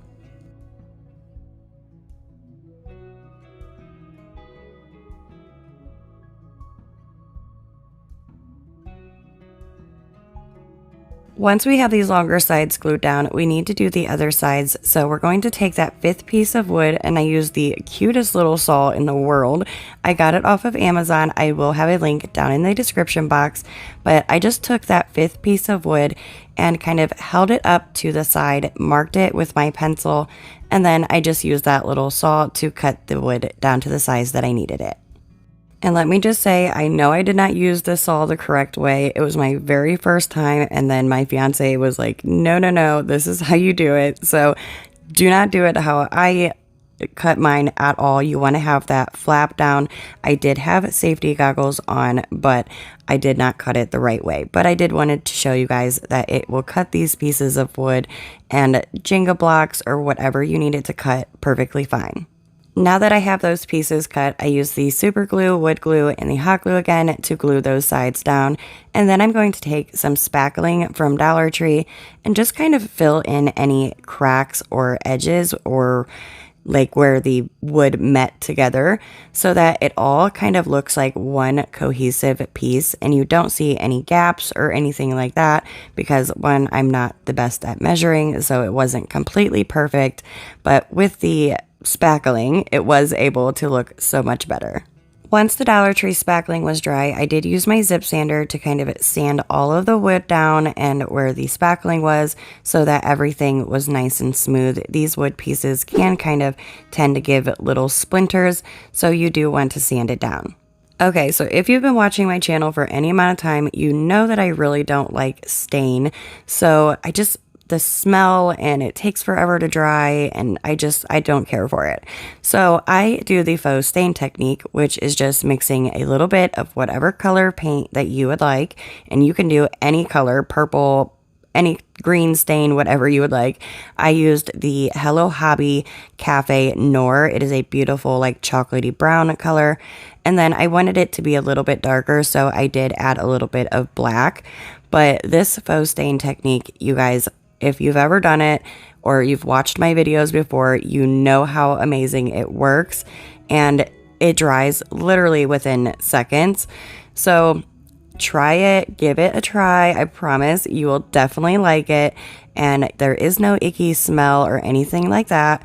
So all I did was kind of get my stain to the color that I want it. Now keep in mind, once it dries, it will dry a little bit lighter, and I just use a paintbrush and I go ahead and paint it on as if it were paint. If you get too much on, you can wipe it off or just kind of take the paintbrush and blend it in like you would normal stain. But for the most part, you just need to paint it on and it will turn out absolutely beautiful and look just like stain. I actually think this color turned out so beautiful once it dried. I did have a hard time wanting to paint it, but I knew that's where I was kind of going with this project. But I absolutely love the color that it turned out. And I did go ahead and stain the entire thing, even down here where the sign is on the bottom. Once the faux stain was dry, you guys, again, I'm so obsessed with this. I think it is gorgeous, absolutely gorgeous. I was going a certain direction with this, so I did start painting it, but let me tell you, I sat in my craft room just staring at it for probably about 20 minutes because I just love that color. Let me know what you guys think of that color, of that faux stain down in the comments. It just looks so rustic and just beautiful to me. But again, I was going a certain direction, so I use my white chalk paint and I do a heavy dry brushing, almost kind of getting it to look like that shiplap look in a way, and I do this on the entire piece. Once you have it completely painted how you would like it, it would look like this if you do it the same way that I did, and again, I am loving this as well. Dollar Tree carries this 4-pack of little glass bowls. They're almost like a sauce glass bowl, and I just take 3 of them. You can use all 4. You can use as many as you would like, and I'm going to flip them upside down and place them inside the now centerpiece. You could also glue these down, but I do not want anything to be permanent because I want to be able to change the florals and everything out for each season.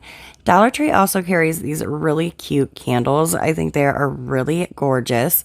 And I'm just going to take them and place 3 of those on top of each one of the little glass bowls that we have turned upside down. And again, you can glue the candles on top of the glass bowls as well, but I just didn't want anything to be glued or anything to be permanent. Of course, you could use whatever florals or greenery that you would like, but I have had this garland. It's a eucalyptus garland. I've had it for probably 2 years. I got it off of Amazon. It is still a great deal. So I will have it linked down below in the description box as well. And I'm just going to take it, and I'm not cutting it up or anything like that. I'm actually just placing it down, pushing it kind of beside the candles and in between the wood and candles. And then I cut off the excess where I need it, and I just wrap it around so that I have a nice, really pretty arrangement of eucalyptus leaves. Once I had the eucalyptus leaves how I liked them, again, you could use whatever florals that you would like. I wanted to keep this fairly simple, so I found these really pretty heather picks from Dollar Tree. I don't know why, but they just scream fall to me, and I think they are absolutely gorgeous as well. And all I do is just pull them right off, the heads right off the pick, and then once I have those pulled off, I'm going to start placing them in throughout the eucalyptus leaves on our centerpiece, wherever I think it just looks pretty. And again, I did not glue anything down or make anything permanent because I want to change the things out. I could totally see like Easter eggs in here or Christmas bulbs for Christmas time. There's so many different options that you can do with just the square box as a centerpiece alone.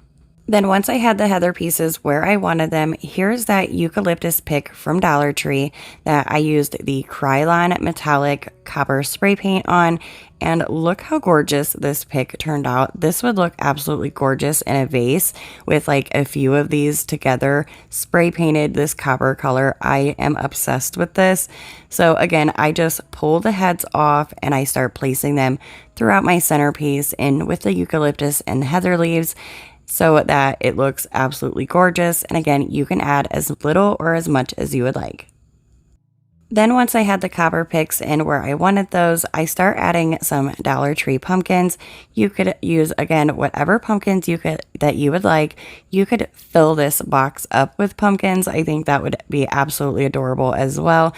But I just use a few of the sweater clip pumpkins and a couple of these leather pumpkins. I think they look really, really gorgeous with that copper eucalyptus color. And again, you can just place whatever pumpkins that you would like. I did want to add a little bit of a bigger one, and Dollar Tree has these sweater pumpkins on a stick, as you can see, and they are absolutely gorgeous. So I just cut it right off of the stick and placed it into my centerpiece, kind of playing around with the pumpkins until I liked the look of it. And once I had that, this DIY is done.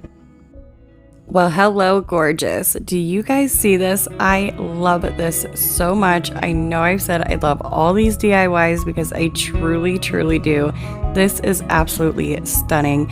And again, you can take all of the stuff that is in the box that we made out and put whatever you would like.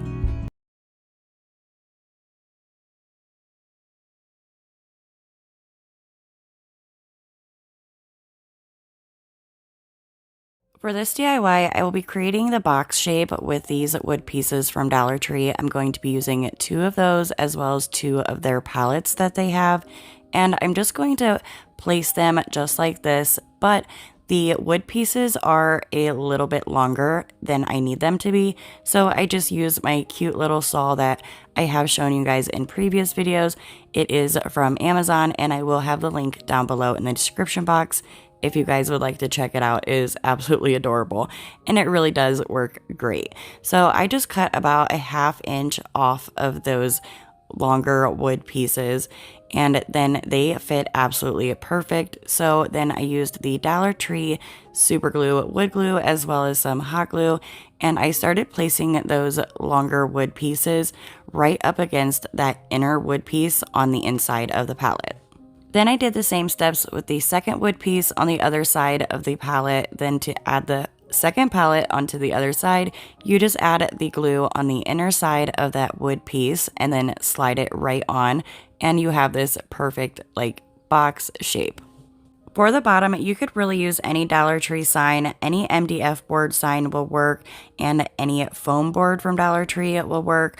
All I do is just take the wood piece, place it on top, and trace it out, and then you can just cut out the bottom with an X-Acto knife. This long board from Dollar Tree, it was a long Valentine's Day sign. It fit absolutely perfect. All I had to do was just cut off the one end. Once I have it cut off, I do go ahead and sand it down just to make sure that it is nice and smooth. Then I use that super glue, wood glue again, and some hot glue, and I just place it onto the bottom of our wood piece, turn it around, and then glue it right to that bottom board so that now we have a bottom to our wood piece.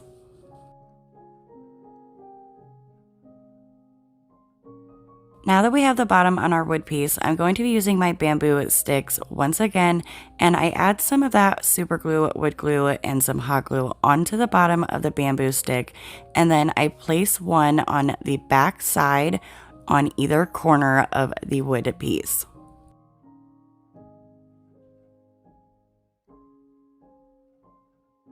Next, I take another one of those bamboo sticks and I just hold it up to the top of those wood pieces, make sure that I have the size that I need, cut it off, and then I'm going to use some of that wood glue and a hot glue and glue it right to the top of those bamboo sticks. And once that bamboo stick is glued up here at the top, your piece should look like this. Now, I would like the roof of my little market stand to have a slope to it, so depending on how you would like your roof to be, all I did to slope the roof was cut a little bit off of the bamboo stick, and you could cut more or less depending on how sloped you would like yours to be.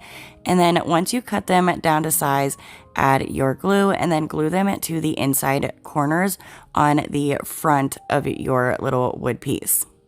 And then here I go again saying little. This piece is not little as well. This is actually a very nice size decor piece. However, as I was doing this, I did notice that this back piece here was very wobbly, so I wanted to make it a little bit more sturdy.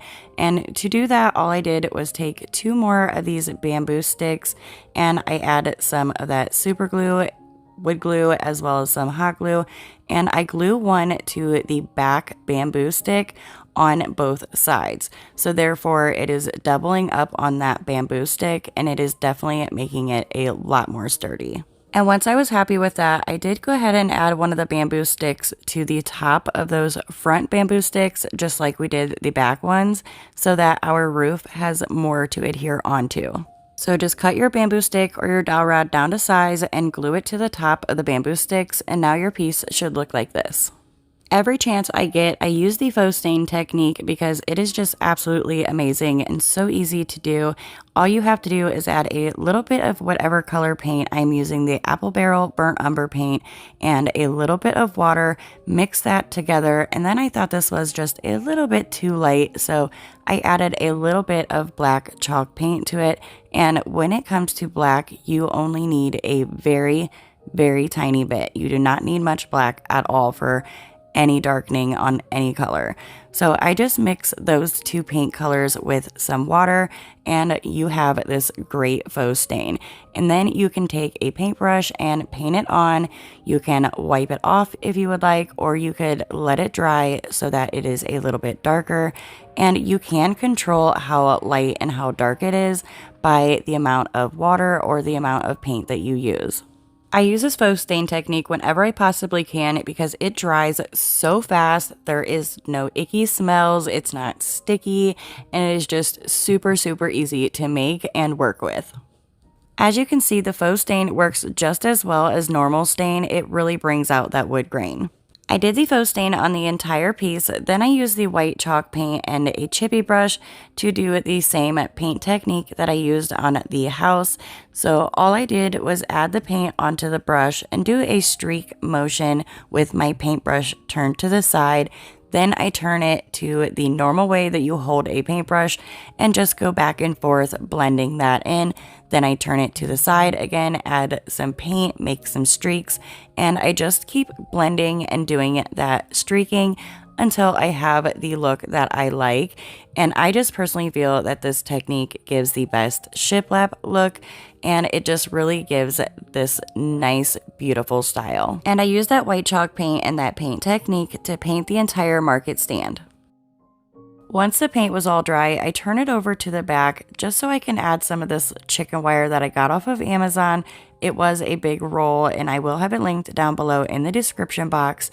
This was just a piece that I had left over, and it fit across the back of this absolutely perfect.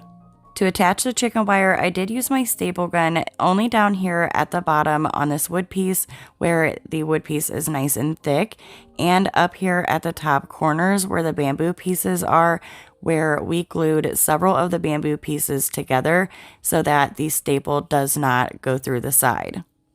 So once again, I only use the staple gun up here at the top corners on the bamboo sticks because this is where it is nice and thick. I then just used an old pair of scissors to cut off the excess chicken wire, but I do want to make it a little bit more secure on here and attach that chicken wire just a little bit better. So I take some of these bamboo sticks that I had painted white and I just cut them down to size and I start gluing them along the back side of those bamboo sticks so that I'm smashing and sandwiching that chicken wire in between the bamboo sticks. Not only is this attaching the chicken wire to the stand a lot more, it is also going to make it look a lot more finished. After I attached those 3 bamboo sticks, I went ahead and started working on the roof, and for the roof I'm using these galvanized metal plaques from Dollar Tree, and these worked out absolutely perfect. And I do want to say that they also come in a black and a copper color.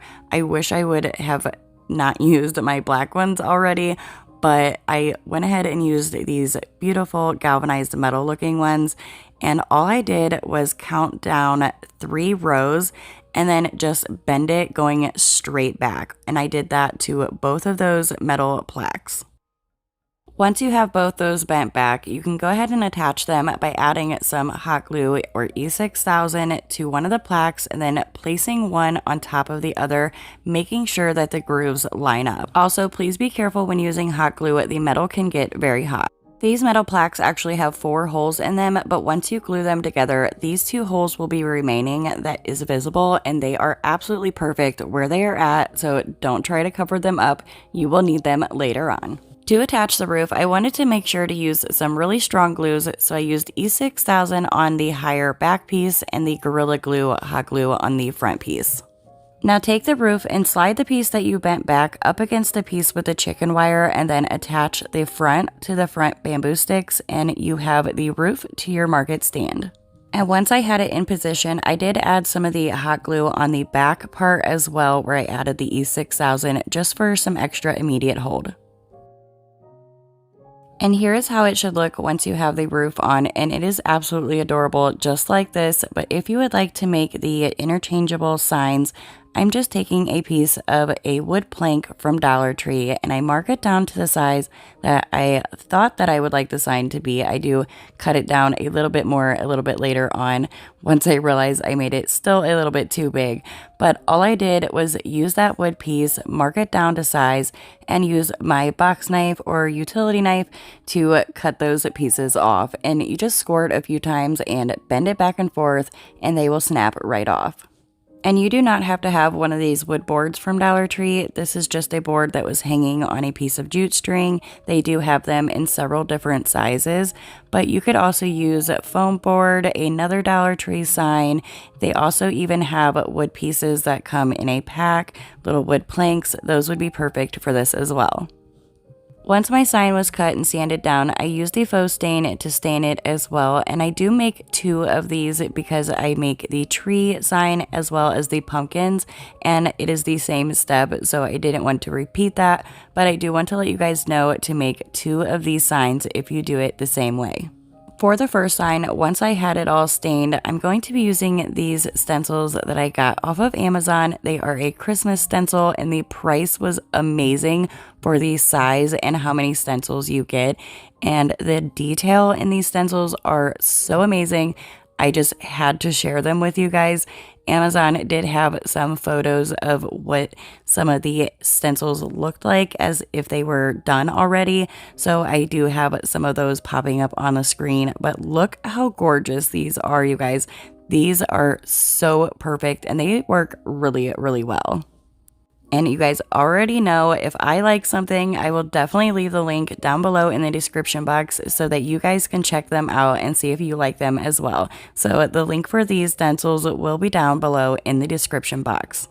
You guys, to be honest, I would love to do a video where I use these stencils for a bunch of different DIYs. So if that is something that you would be interested in or would watch, please let me know down in the comments because that would be so much fun. Just going through these stencils gives me so many gorgeous ideas. However, for this little sign, I'm going to be using this Farm Fresh Christmas Trees stencil.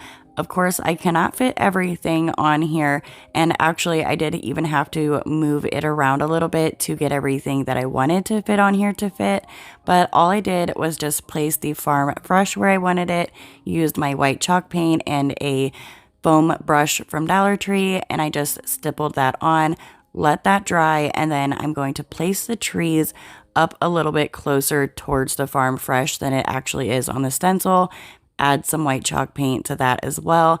And then I do the same with the Christmas trees where, well, the word Christmas trees is I just move that up and I start adding the white paint, filling that stencil in. And you guys, look how amazing those stencils worked out. And I really thought maybe there was going to be some bleeding because the price was just so great and you do get so many, and for that price they're really big, so I was just really surprised by how well they actually worked. And here is where I do decide to kind of cut the sign down just a little bit so I didn't have that much excess on the side. Then I use my zip sander to sand the sign down quite a bit on all of the sides, just to give it this more of a like rustic farmhouse distressed vibe. And here is how the Farm Fresh Christmas tree sign looks once it is finished. And for the fall sign, like I said earlier, I did the same thing to that piece of wood, stained it so that we have our sign, and then I used the fall stencils also off of Amazon. These are also so gorgeous and there's so many DIYs that you could do with them. And again, they are for an absolute great price. Just like with the Christmas stencils, Amazon did also have a few pictures of these stencils as completed projects. So as those stencils pop up, I will have those pictures popping up as well so that you can kind of get the feel of what they look like as a completed project. And I will have links down below in the description box for both the Christmas and the fall stencils. If you do not know how to find the description box, all you have to do is click on the title to the video and the description box should pop up. You might have to click see more in order to see links or any other details, but the title should make the description box pop right up for you. Of course, for the fall sign, I chose the Farm Fresh Pumpkins stencil, and I just stenciled that on just like I did the Christmas one. I did choose to do the pumpkin and the greenery, except instead of the pumpkin word, just because I personally liked the look of that better.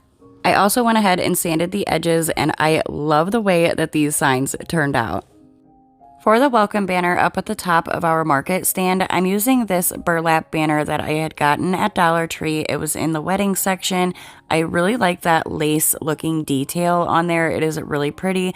And you also get a really long piece of jute twine with it so that you can create the banner.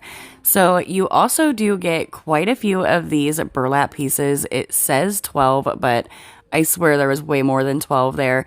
I should have counted, but I didn't. But let me tell you, you get a lot for $1.25, so it is definitely worth it.